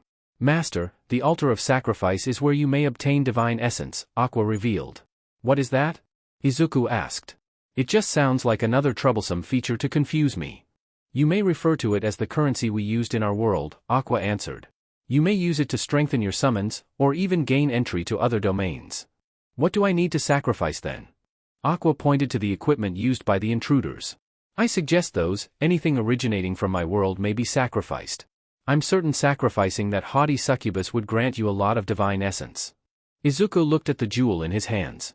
Let's start with the equipment first. This might come in handy in the future. As you wish, master, Aqua reluctantly agreed. Picking up the broken hammer that one of the intruders had, Izuku proceeded to toss it to the altar. He watched as the hammer shattered into fragments of light. 7 divine essence has been obtained. Is that a lot? Aqua shook her head. Entering a new domain would require at least 100, while promoting a summon to a hero would require over 300. Izuku grabbed all the equipment left by the intruders and offered them to the altar. 134 divine essence has been obtained. I offered the equipment of 3 people and only got that? Izuku's eyes twitched. Would you like me to comfort you, master? Aqua offered, hugging his arm. Just take all of their summoned creatures to the vault. Izuku pointed to the pile of stuffed toys, cards, and marbles. Take this too. Izuku tossed the jewel. We'll find a use for those soon. What shall we do of the succubus's master? If the heroes don't deal with them, I'll figure something out. Detroit smash. The gate of the fortress was blown open, then chaos followed. Don't let any of them escape. Endeavor yelled as an army or robots were approaching them. Best Jeanist immediately immobilized all the people charging at them by using their clothes, while the robot army was taken care of by Endeavor and his sidekicks. Strange birds, 3 o'clock. I'll handle it, Ryukyu said as she transformed into her dragon form. Ryukyu swatted away the giant green eagles with ease. But some golden tendrils tried to capture her, only to be cut down by Yoroimusha's swords. Me and Mirko shall break through, All Might said as he blew away an army of goblins. Go ahead, big guy. The main building is wide open, Hawks responded from where he was scouting. Hell yeah. Mirko yelled as she shot past several summoned creatures. Out of my way, she screamed as she smashed a rock golem with a single kick. Smash! All Might blew the entrance open and revealed a monster waiting for them. The monster had red rocky skin with spikes running down its back all the way to its spear-tipped tail. It stood 3 meters tall and had a bulky figure. Both All Might and Mirko could feel fear towards the monster. The F-dash? Mirko muttered in confusion. It must be the monster's ability. All Might rushed the monster. Smash! All Might's fist collided with the monster, creating a powerful shockwave that blew everything away. But to their shock, the monster didn't even budge. The monster grabbed All Might's head and slammed him into the ground. Then his fist began to glow and spark with red electricity before slamming down on All Might, unleashing another powerful shockwave. The F is with that thing. Mirko vaulted on the walls to reach the ceiling, then shot down with a spin to land an axe kick on the monster's head. The monster didn't even flinch. It grabbed her leg, but before it could do anything, vines wrapped around its body. Not today, monster. Sylph appeared. Activating her ability, all her allies began healing immediately.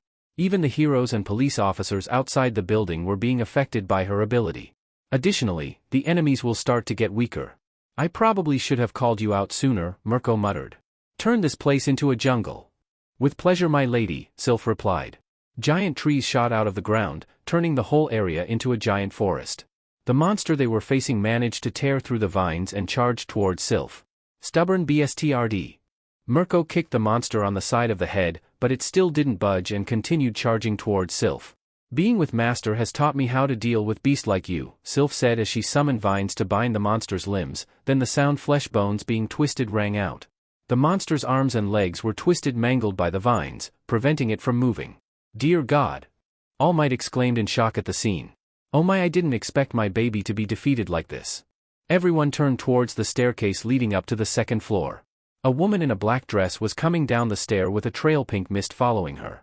You must be the boss around here, Mirko growled and charged, but some women with black wings and skimpy outfits got in her way. What the hell? The woman snapped her finger, then the whole area morphed and turned into a wide castle chamber. There were no exit and the only people there were All Might, Mirko, Sylph, the black-dressed woman and her group Beaches. Do you like it? The woman asked as her demons giggled. What is this place? All Might asked as he noticed that his movements were restricted, and his energy was slowly being drained. He could also feel that he was nearing his limit despite Sylph passively healing him. Let me introduce myself first. I am Haruka Taiga, and my noble title is Demon Queen of Lust, Haruka bowed. And this lovely place is my domain where any act of violence is prohibited. The F-dash. Mirko tried to attack, but her body couldn't move. Ah, too bad. Any attempt at an attack would not work here. Haruka approached Mirko with her demons floating around All Might. Haruka placed a hand on Mirko's face. Hands of Beach. Huh. Unfortunately, I as well can't attack, Haruka said, then she perked up. But I don't have to, she grinned. As long as both of you are in here, your energy will be slowly drained away and given to me. And I can offer that energy to the altar to obtain more of my babies. Haruka's demons giggled once more. Are you forgetting about me? Vine suddenly wrapped all the demons up along with Haruka. What? Haruka looked around in shock. How? Your domain only works on humans, human, Sylph replied as the vines tightened. Heh, so what? You still can't get out of here, Haruka smirked. Will killing you work? A sharpened branch grew on Sylph's hand. Don't. Heroes don't kill, All Might called out. Sylph turned to All Might. I am no hero human, she said before raising the branch towards Haruka's head. I surrender. Haruka yelled as the branch was mere inches away from her eye. The domain disappeared, returning them to the ruined fortress. Haruka's demons turned into jewels that dropped to the floor. Looking around, Mirko noticed that all the villains were bound by vines or unconscious. I feel like we weren't really needed. I shall assist somewhere else then. All Might left in a hurry, leaving Mirko with the captured villains. Oi! Mirko yelled at him. The F is wrong with him. Mirko turned towards Sylph and noticed she was gone. She looked around and found the fairy picking up all the jewels. Oi! I am collecting this as tribute to Master, Sylph responded. Oh, mind introducing me to your master? Haruka asked from where she was hanging from the vines. Sylph looked at her with disgust. It has been a while, Detective, Izuku said as Detective Tsukachi took a seat on the end of the table. What brings you here today? I will get straight to the point, Tsukachi spoke. Since you are someone directly involved in this case, we believed you should be made aware of the origins of your quirk. I appreciate that, Detective, Izuku nodded. Your quirk originated from a reality-altering quirk, Tsukachi began. The quirk drained the user's vitality, and once the user finally passed, the quirk activated and brought the user's life work to reality. I take it that the identity of the user is classified. Tsukachi nodded before continuing. The user created several games based on world building, warfare, farming, and many more varieties. That would explain my abilities. A drawback of this is that all the user's creations had combined, creating one big fictional world that exists within ours. Then why me? Why did I get this power? That's because the characters depicted in their games were normal people, which meant it only chose people with DNA structures close to a normal person. So quirkless and weak emitter types, Izuku said, which the detective nodded to. Basically, anyone around a certain age group whose body functioned as a quirkless person, Tsukachi mentioned. That's still a lot of people, Izuku commented. Yes, but we figured out a lot more details after getting a large sample size, Tsukachi said. Even the slightest abnormality in a person's body prevents them from being affected by a quirk, like simply having the ability to produce different sweat. Izuku frowned at the last sentence. And even if they do get affected, the boost they receive isn't much to be concerned about. I remember Armada being quite the threat, Izuku mentioned. That's another we found out. The biggest factor that affects their growth is their drive. The quests, Izuku figured out. Correct. Even if the boost they get is negligible, after doing a lot of quests, they gain enough power to contend with powerful quirks like Endeavors. Izuku scoffed. His quirk is nothing compared to what I've seen. After seeing the power of your summon, I can't deny that, Tsukachi said, remembering Sylph's contribution to the raid. Oh, trust me, Detective, you haven't seen anything yet, Izuku smiled. Should I be concerned about something? Remember the words, one big fictional world within ours? Izuku said. Well, that world has a lot more surprises in store for us. Why do you feel the need to talk like that? Tsukachi just sighed. Aqua didn't want to brag, but she was definitely sure that she's the strongest summoned creature on this planet. The reason she knew this was because of her master. As someone connected to him, she could also see the panels that appear before him. Provide food for. Create a shelter for. Bring herbs to. Numerous trivial quests were given to him in bulk, and to his knowledge, these quests provided no reward until he found out about divine essence. Yet, he chose to do them without hesitation. Simply because these quests informed him of people in need of help. And these quests continued to appear. But even to this day, her master believed that they provided no reward. Because Aqua herself had been using her power to hide the fact that he had received divine essences as rewards. Why did she do it? In order to protect him. If he found out that he had a large number of divine essences at his disposal, he might attempt to open a passageway to a sector of her world that had dangerous creatures. She may be the strongest on this planet, but she didn't know if she was the strongest in her world. Her original rank was hero, yet a deity rank existed. Which meant other deity-ranked creatures existed before her. She did not want to risk encountering one when she herself has yet to fully grasp the full extent of her power as deity-rank summoned creature. Aqua glanced at the small fairies happily working around the territory. Even if what she was doing was betraying her master's trust. When things are finally revealed, she will be willing to accept any punishment as long as she can protect this peace. I'm beginning to feel redundant. Mirko said with a sigh as she was slumped on her magic beanbag. I expected you to be angrier about that, Ryukyu responded as she took a sip of her tea. Angry? Not really, Mirko waved her off. After all, this just means I can settle down peacefully, she said with a wink. Ryukyu immediately understood what she meant. What about fighting strong villains? Didn't you say that's why you became hero? Fight villains? I can just ask Izuku to call out summon some strong punks for me to fight. Apparently, he has a whole vault of evil summoned creatures. Ryukyu raised an eyebrow in confusion. He does? Yeah. I thought it was weird that he hasn't been attacked by these evil noble-type users. Turns out he has been getting rid of a lot of them. Ryukyu began to look concerned. Wait, what do you mean get rid of? Oh. Rumi suddenly looked excited.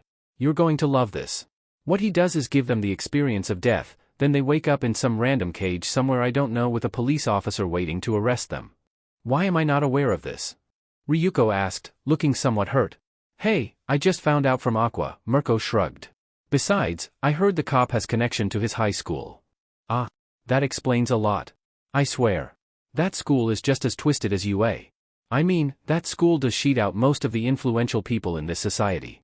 Heroes, politicians, businessmen, and even generals, Mirko mentioned. How do you even know that? Ryukyu gave her a confused look. I saw their website, she casually answered before sinking further into the magic bean bag. Is it just me, or is the fairy grove empty? Izuku said as he scouted the locations available to him. Fairy Grove was the name of the land the fairies living in his territory came from, and after hearing that, Izuku decided to name the area they often gathered at in his land Fairy Grove as well. That is because the fairies have decided to move here, Master, Aqua stated. A land where they are safe from predators and appreciated for doing what they love most. What will happen to the original Fairy Grove? Izuku asked, looking at the small grove from the panel in front of him. After a certain PRD of time, the person holding the most influence over a domain in our world will be able to take over it.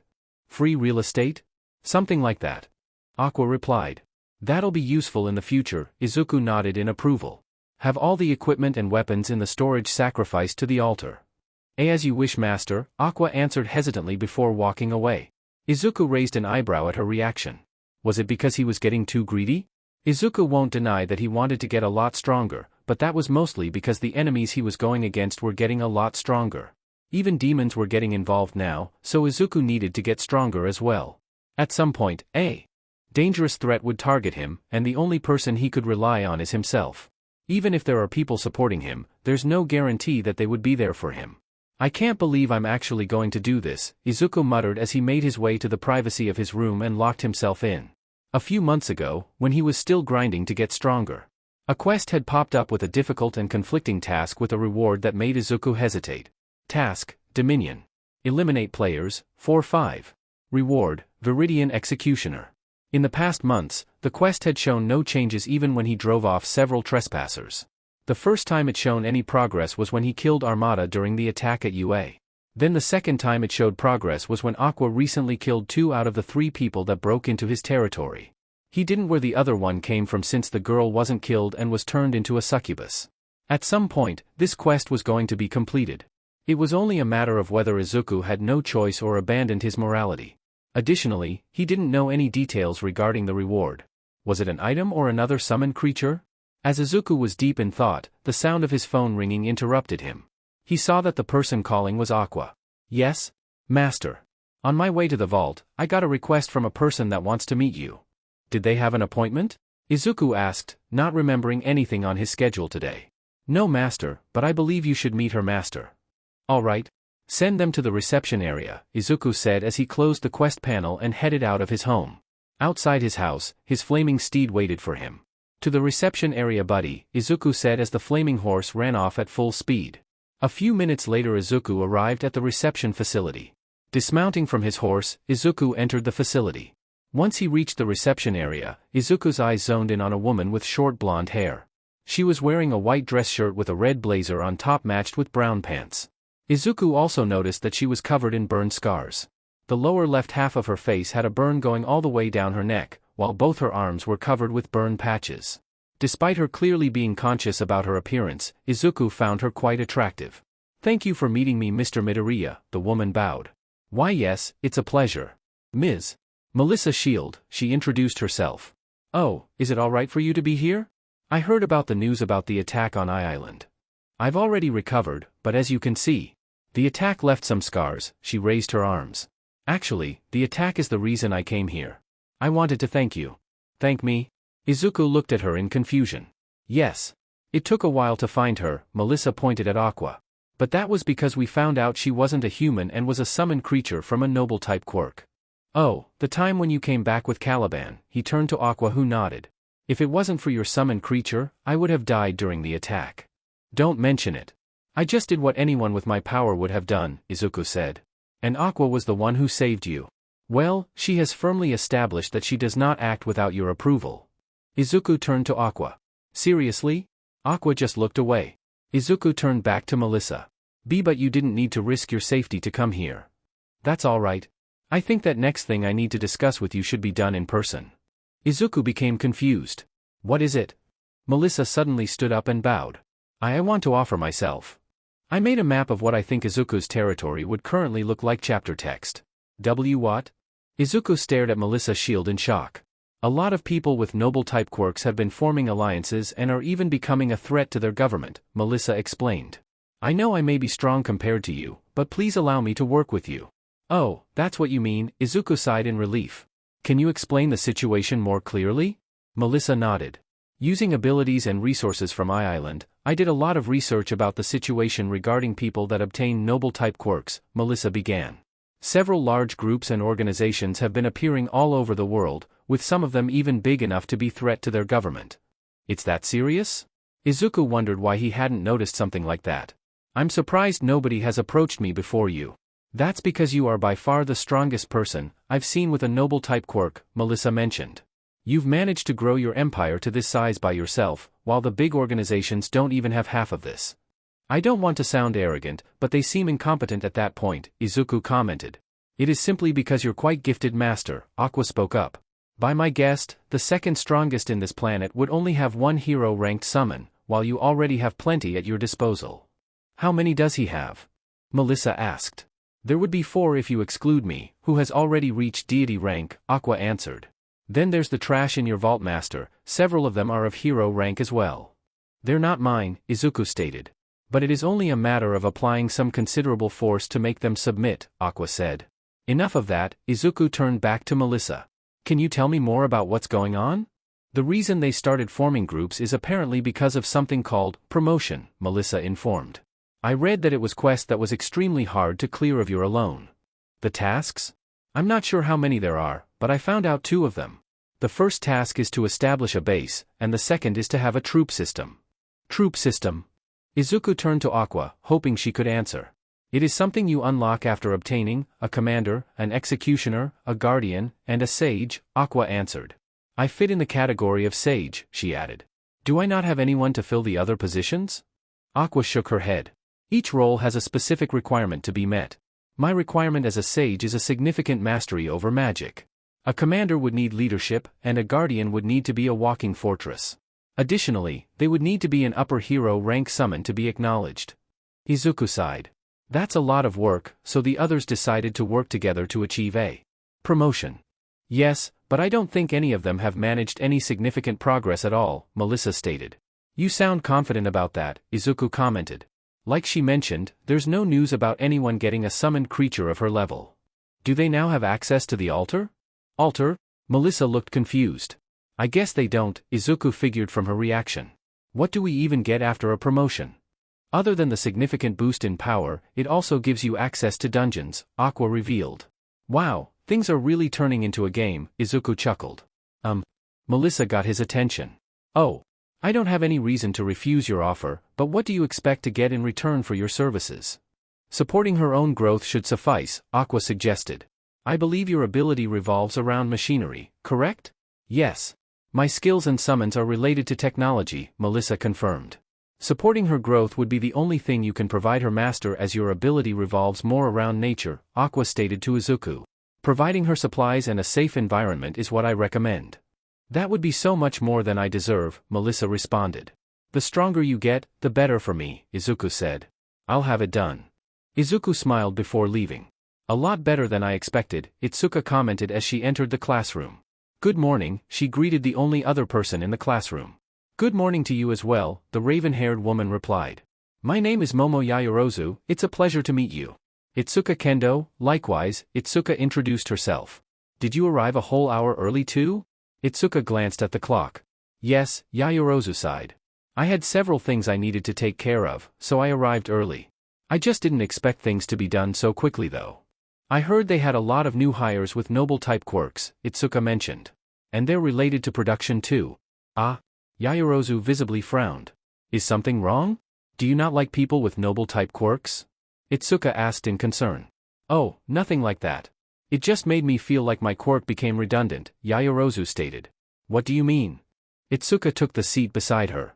My quirk allows me to make any item that I know the molecular makeup of, Yayorozu revealed. Which is basically something noble-type quirk users can do as well. Come on, the things they can make aren't that good, and most of them are only restricted to a few things. You can probably make anything you want. Not anything, but I see your point. But having the ability to summon magical creatures would have been great, Yaoyorozu said.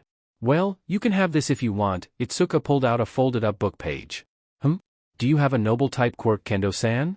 Yaoyorozu asked. Itsuka shook her head. Nope, but my friend does. And the last time I visited I picked up a few these. Itsuka took out several more folded pages. Isn't it a bit cruel to keep them like that? Yaoyorozu hesitantly asked. Itsuka shook her head once again. Not at all. Apparently, they go to some pocket dimension and are either resting or playing there. Yaoyorozu unfolded the paper to see a picture of a cute green fairy. Do you mind if I? Go ahead. Just picture it being summoned, Itsuka instructed. Like calling out a pet. Yaoyorozu nodded, then a few seconds later, the piece of paper turned into a floating green fairy. Wah! Yaoyorozu's eyes sparkled as the fairy happily flew around her. Is it really alright for me to have this? Won't your friend be angry? It's fine. He's got hundreds of them. Just give it a few pots or a small flower bed and they'll be happy, Itsuka mentioned.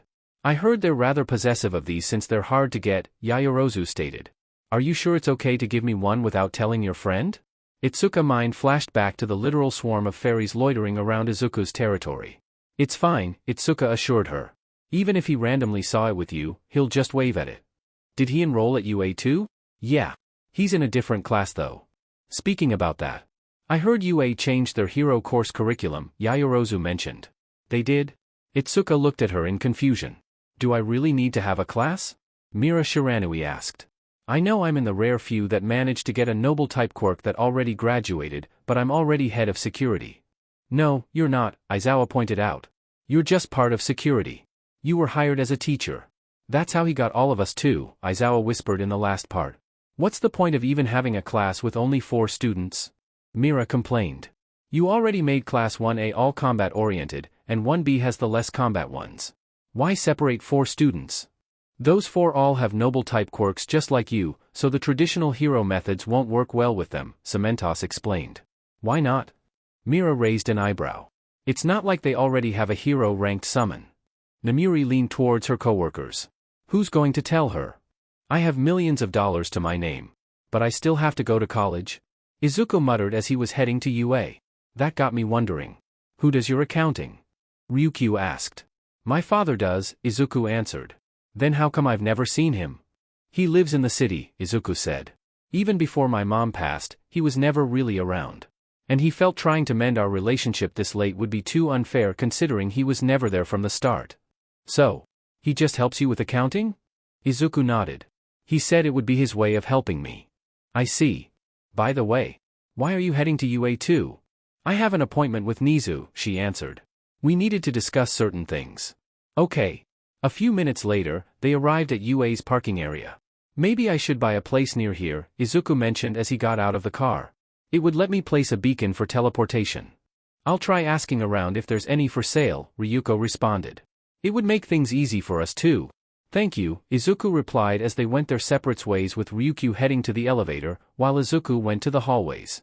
Unlike the other first-year classes that were on the second floor, the class Izuku was assigned to was located outside the main building. The only thing that confused Izuku was that the facility he was heading to was right next to what looked like a cemetery. Is this legal? He wondered as he knocked on the facility's door. The door opened to reveal a short woman with silver hair and pale skin. You must be the last one, she said with arms crossed. Get in. Izuku stepped inside to see 3 other students in the room. A purple-haired guy who looked like he hadn't slept in years. A woman with short black hair and a stoic expression. And the last one was a woman with long black hair, round glasses, and a muscular physique. Welcome to 1N. I'm your homeroom teacher, Mira Shiranui, the silver-haired woman introduced herself. Much like you all, I have a noble-type quirk. She pointed to the purple-haired guy. He sighed and stood up. Hitoshi Shinso. How did you get admitted?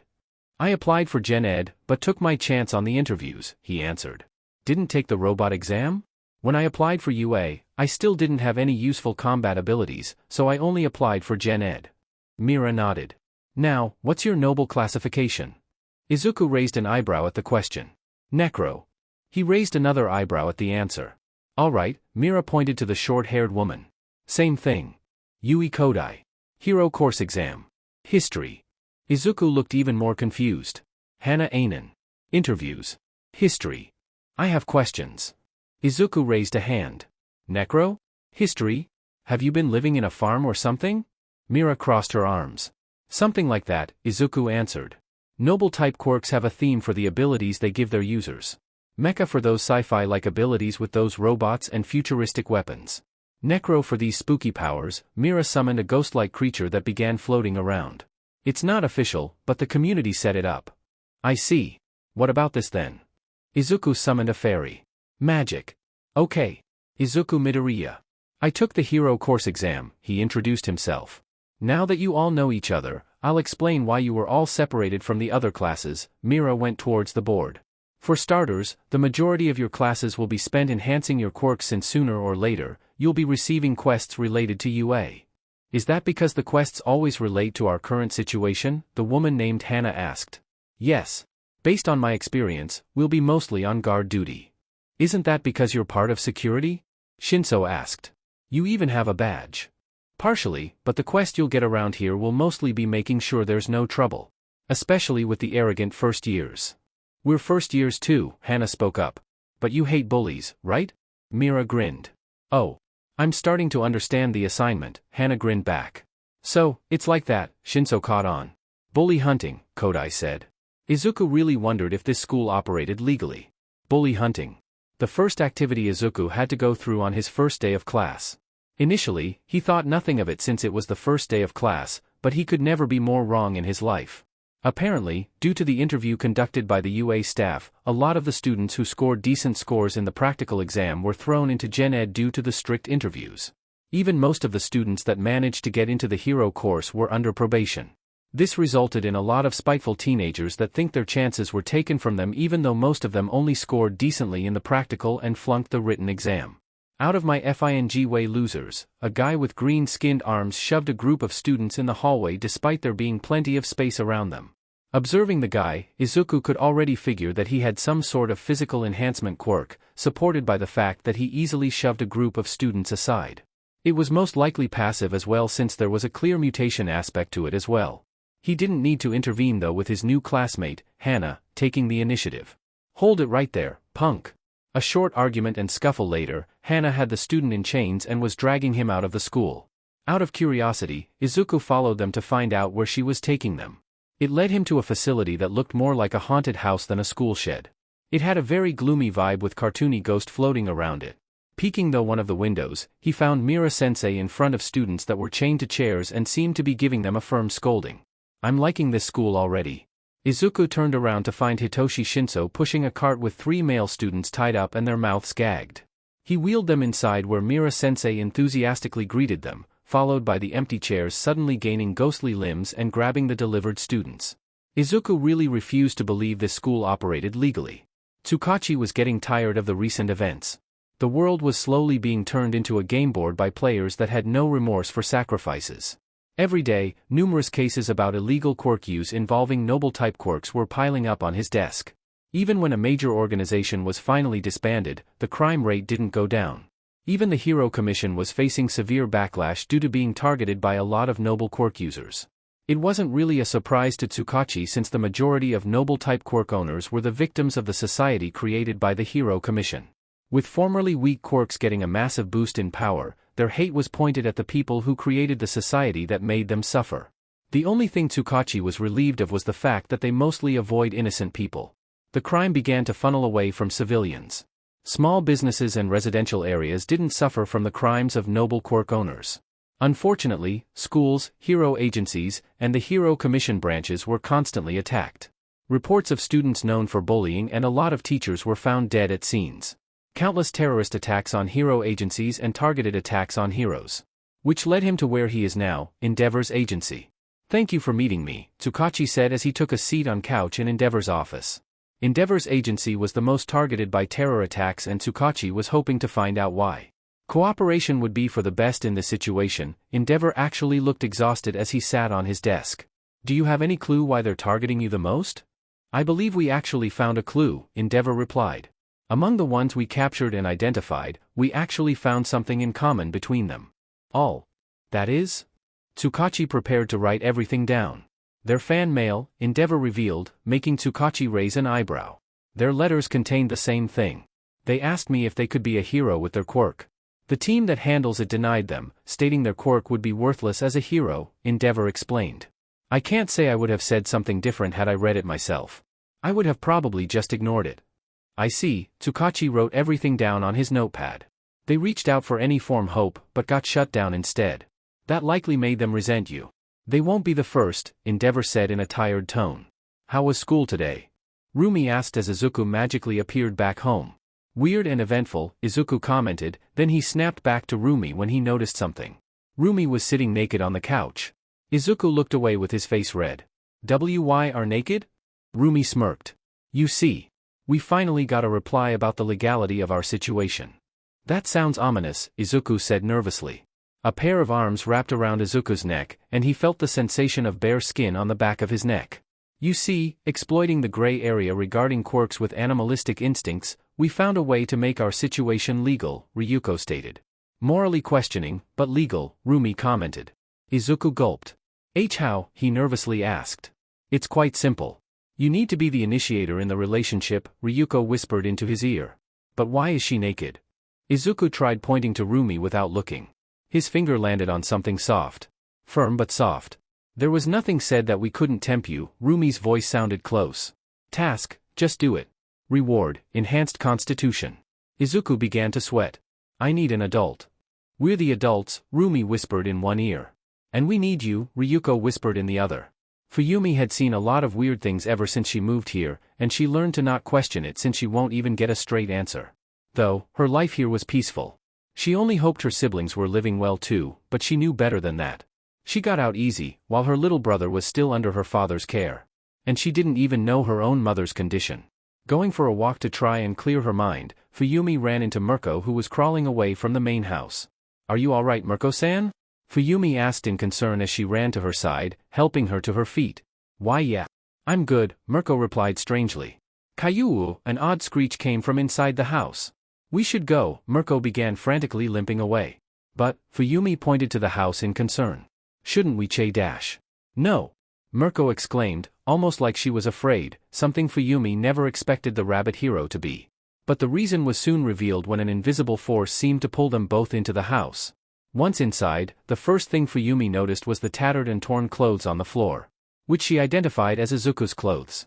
"You put those on quick." Fuyumi turned around to see Izuku holding Mirko up by her waist. "Where did you even get these? You were naked when I arrived." At that moment, Fuyumi realized that Izuku wasn't wearing anything. His muscular body was on full display, the sweat making them glisten under the light of the room. On the floor beside him was Ryukyu, also completely naked and with a slightly bloated stomach. Looking closer, Fuyumi could see a thick white liquid dripping between her legs. "I was just getting some refreshments," Mirko spoke. "We got some right here." Izuku pulled down her shorts, revealing the same white liquid dripping between her legs and coming out of her womanhood. Fuyumi gasped at the scene, drawing Izuku's attention. Mirko's eyes flashed with an idea. "She also wants in." "Eh?" Fuyumi froze. Izuku faced towards her, giving her a clear look at his hammer of justice. Fuyumi gulped. I guess I am technically your fiancé." She did not know why she said that. "You're playing along?" Mirko said in confusion. "I mean, yeah." Fuyumi was pulled in. Itsuka stood in front of Izuku's house. The screams coming from the house was concerning, but Itsuka wasn't brave enough to go in. "I'll come back later." Itsuka turned to Aqua. Aqua nodded. "I'll mention it to Master." "You look tired," Hana commented as Izuku took a seat. "Had a busy night," Izuku replied. Shiranui-sensei slammed the door of the classroom open. "How was bully hunting yesterday?" It was more of a statement than a question. "You brats got a lot of other brats yesterday. Are we going to be doing the same today, sensei?" Hana asked. Mira shook her head. "Today, the four of you will be joining the hero course today." The students leaned in interest, even the two silent ones. "Suit up, brats. It's time to wreak some havoc." After donning their hero costume, Shiranui-sensei led the class to one of UA's training grounds. Arriving at the observation room, Izuku saw a few familiar faces, some of them he couldn't remember where he'd seen them before. "How are you doing, cowboy?" Itsuka smirked as she approached him. "Cowboy?" Izuku raised an eyebrow. "Well, someone was milking cows last night," she smirked. "Huh?" Izuku tilted his head in confusion. Itsuka just gave him a flat look. Never mind. Nice armor. Thanks.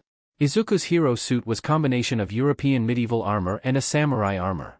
With a Kevlar vest designed to mimic European leather armor and the large shoulder guards from samurai's armor. The same Kevlar material was used on his pants, while his boots were still plated along with his gauntlets. The design gave Izuku enough protection while giving him enough mobility to use his weapons. Alright, gather up. Shiranui-sensei yelled. Normally, All Might would be teaching this class, but he's busy today, so I'll be dealing with you brats. Izuku looked around, seeing at least 2 classes worth of students present. He had expected to see another familiar and unwelcome face, but he didn't. He suspected that he either failed the exam or the interviews. This exercise will be simple, Shiranui-sensei began her explanation. The 4 students in my class will be defending 4 packages. Class 1's and 1B's task is to retrieve those packages. A student wearing white armor raised their hand. Wouldn't that be unfair to your student sensei? Shiranui-sensei just laughed and ignored him. Property damage and excessive force will affect your individual grades, so keep that in mind. Task: protect the package until the time runs out. Reward: Izuku raised an eyebrow. He didn't expect to get a quest from this, but he wasn't going to question it. Time to get this battle trial started. The exercise began and everyone immediately took off. Itsuka's group composed of Yaoyorozu, Jiro, Uraraka, Ida, Azui, Awaze, Hananuki, and Tetsu. Todoroki was also tailing them from a distance. With Jiro acting as their scout, they went on a search for the members of Class 1N. Preferably, Itsuka wanted to find the other 3 and not Izuku. She was well aware of what Izuku was capable of, and he's the last person she wanted to face. There's someone alone in the building, Jiro informed them as she pulled out her jacks from the ground. Before Itsuka's group could even react, Todoroki passed them and headed to the entrance of the building. But what greeted them was a shogun with a flaming sword. With a powerful swing, an explosion erupted that forced them all back. Todoroki responded by creating a glacier, but the glacier suddenly vanished, revealing which member of Class 1N they encountered. Yui Kodai stood beside the flaming shogun with a chunk of ice in her hands, and then she got into a throwing stance. Itsuka's eyes widened. Retreat. Kodai threw the chunk of ice. It grew. In a short moment, Izuku found himself on the rooftop of one of the mock buildings. The package he was supposed to protect was a metal briefcase with the phrase, "Important package," written on it. How should I do this? Izuku muttered as he observed the surrounding area. Considering his situation, it'll probably take a while before he's found if he just stayed where he was. The other classes weren't given their locations, and they'll need to split up to cover more ground if they wanted to find us inside this giant mock city. During the entrance exam, he remembered seeing someone creating multiple ears using their mutation-type quirk. While in the observation room, Izuku also spotted a woman with earphone jacks on her ears. That puts at least 2 students capable of scouting. I'll need to do some scouting of my own. A book appeared in Izuku's hand, and then it began to flip through the pages by itself. Once it stopped, the page began to glow and turned into an eagle with flaming wings. Not very subtle, but you're my only scout. The eagle squawked before taking off into the sky. Within seconds, the eagle was already out of sight. With nothing else to do, Izuku just watched from the edge of the roof. After about 10 minutes, he saw an explosion in the distance. A massive glacier followed the explosion, and then the glacier suddenly vanished out of existence. Only for it to reappear once again. What the F dash? Take cover! Kirishima yelled as a spear was shot through a building. How is this legal? Kaminari exclaimed as he ducked under a table. We're going to die, he yelled as another spear shot through a building. I got this, bro. Kirishima charged into the building, only to get thrown out a few seconds later by a woman with glasses. Fewer than I expected, she commented as she twirled the giant hammer in her hands like it didn't weigh anything. Capture them. 3 giant Roman soldiers with gray skin came out of the building she came from. One of them carried a bow, revealing that the spears they saw were in fact giant arrows. Another one carried a short sword but looked more like a great sword compared to a normal person and a round shield. The last soldier had no weapons and just carried a giant box strapped to its back like a backpack. The soldier with a sword charged. Sorry about this. Ashido began spraying acid towards the charging soldier, but it simply raised their shield and continued charging undeterred. Once the Roman soldier was close enough, the soldier swatted their shield, creating a gust of wind that sent all the acid scattering into the area. The soldier raised their sword, and brought it down on Ashido. Mina! Kirishima screamed in horror. But to their relief, the soldier seemingly phased through Ashido, and then she vanished. Ashido has been eliminated, the voice of Shiranui-sensei rang through the testing area. She has been teleported to the observation room. With a sigh of relief, Kirishima focused his attention back to the exercise, only for a hammer to phase through him. In the blink of an eye, he found himself back in the observation room with the other students. "Ahhhhhhh," the students screamed as vines tormented the whole area. Meanwhile, Shinso sat on a broom with a pale-skinned witch that floated above the chaos. At the center of the chaos was one of the students from Class 1B, who was currently under his control. "I will not be taken out, Lee Dash," a loud blonde guy wearing a suit yelled before he was trampled by vines. "You did a great job enhancing her quirk," Shinso praised the witch, who just cackled in response. The glacier crashed onto the ground, sending ice and dirt everywhere. Yaoyorozu created 2 riot shields, while Itsuka held them up to block the mix of debris heading for them. "How is this fair?" Uraraka yelled as she helped by pushing on the shield. "We need to get out of here." Yaoyorozu yelled through the sound of the crashing debris. "On my back pouch, there's a piece of paper. Grab it." Itsuka yelled back as she was having trouble holding up the shield. With Jiro being the closest to her, she was the one who reached around Itsuka's waist and grabbed the paper on her pouch. Jiro unfolded the paper to reveal the picture of an angel with 2 pairs of wings and a bunch of words on one side reaching all the way to the bottom of the page. "What the hell is this going to do?" Jiro asked. Yaoyorozu grabbed the page, figuring out what to do. Once she had the page, in an instant, they found themselves in the sky. They were standing on a platform made of golden light. "What the hell?" Jiro muttered. Itsuka fell on her but out of exhaustion. "Lady Itsuka," the angel spoke as she was flying beside them. "Thanks for the save, Halo," Itsuka replied. "Whoa!" Uraraka stared at the beautiful angel in amazement. "Thank you for your help," Yaoyorozu thanked the angel. The angel named Halo turned towards Yaoyorozu. "It was my pleasure." Then she glanced down where the chaos had begun. Todoroki had created an ice platform to avoid the debris and sent waves of ice towards the woman from Class 1N. The waves of ice were blocked by slashes from the flaming shogun. "I hope the others are okay," Uraraka mentioned. "I'm sure the school won't allow to die on their first hero." "Exercise," Yaoyorozu replied. Izuku was bored. His classmates already encountered the other students, while he was still where he started. He considered jumping in to help his classmates, but from what his summon reported to him, they were all doing well. For a moment, Izuku considered jumping to help the other classes, but he didn't know if that was allowed. Out of boredom, Izuku took out his book of summoned creatures. Most of them were creatures that he obtained from taking down other people with noble quirks that attacked his home, or from the raid.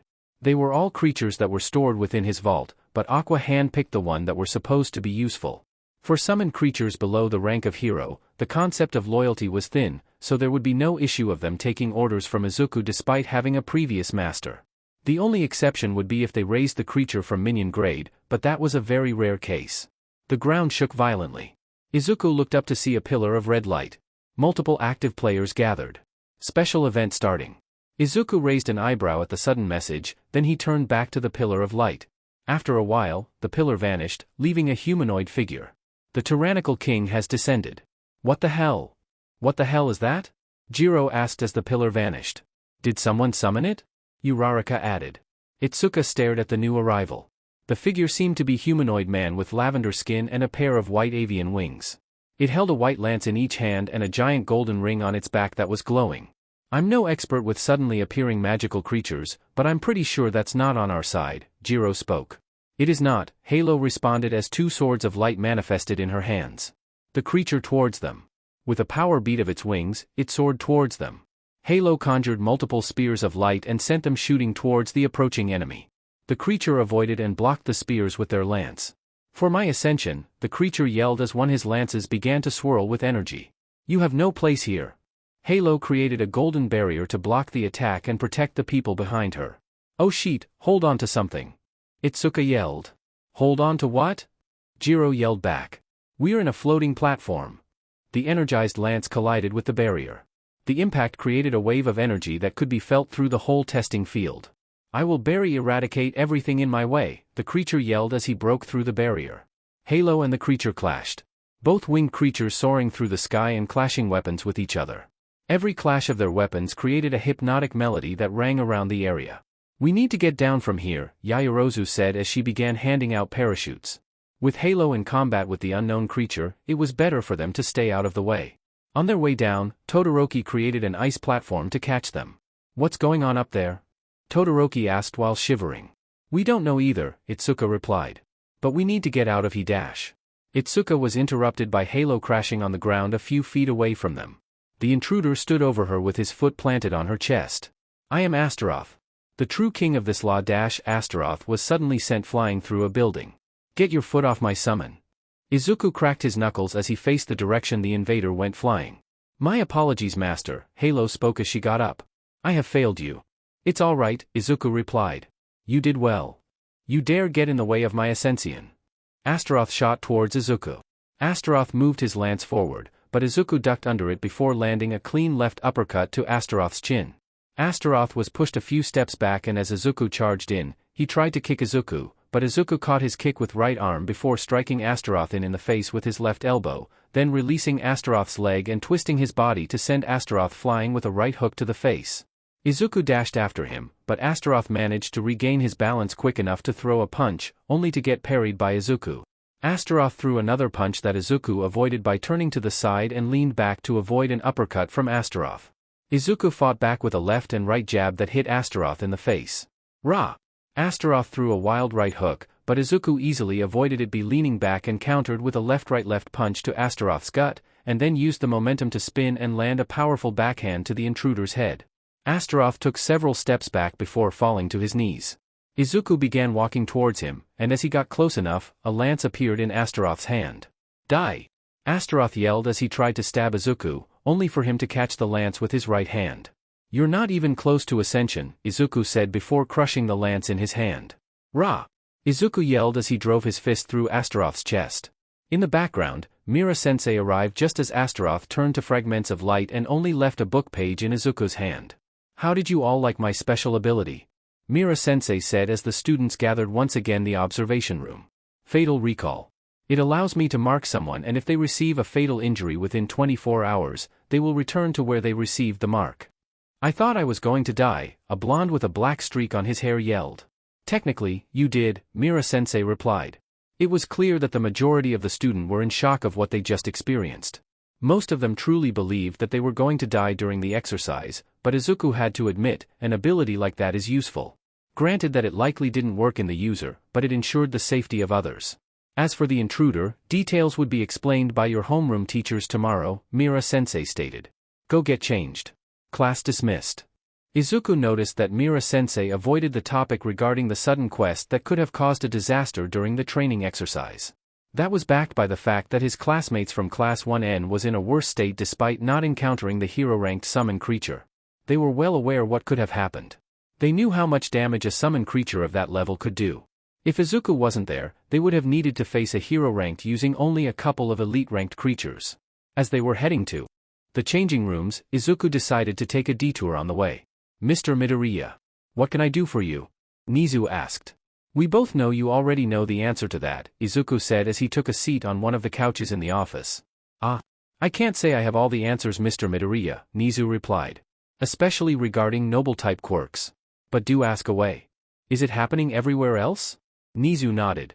But reports say only elite-ranked creatures are appearing, Nizu revealed.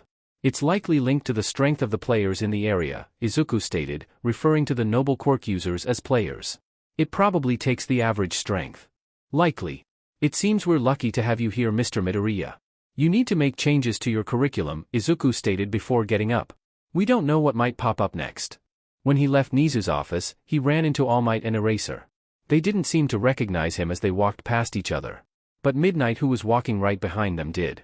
Oh, hey kid, Midnight spoke. Any chance I could get some of that carrot Mirko's been bragging about? Midnight asked with a grin. Izuku just stared at her in confusion. The golden carrots? Midnight leaned towards him. Not that carrot, she whispered. Izuku just got even more confused. I'll stop by tonight. Izuku just watched as she walked away, somehow swaying her hips in a way to make them more alluring. Things were starting to suddenly get out of hand. Tsukachi thought that after the raid on allied groups in Japan, things would start to die down. But now, random events began popping with powerful monsters suddenly appearing. The worst part was that even the noble quirk users barely managed to take down the monsters. What the hells is happening in this world?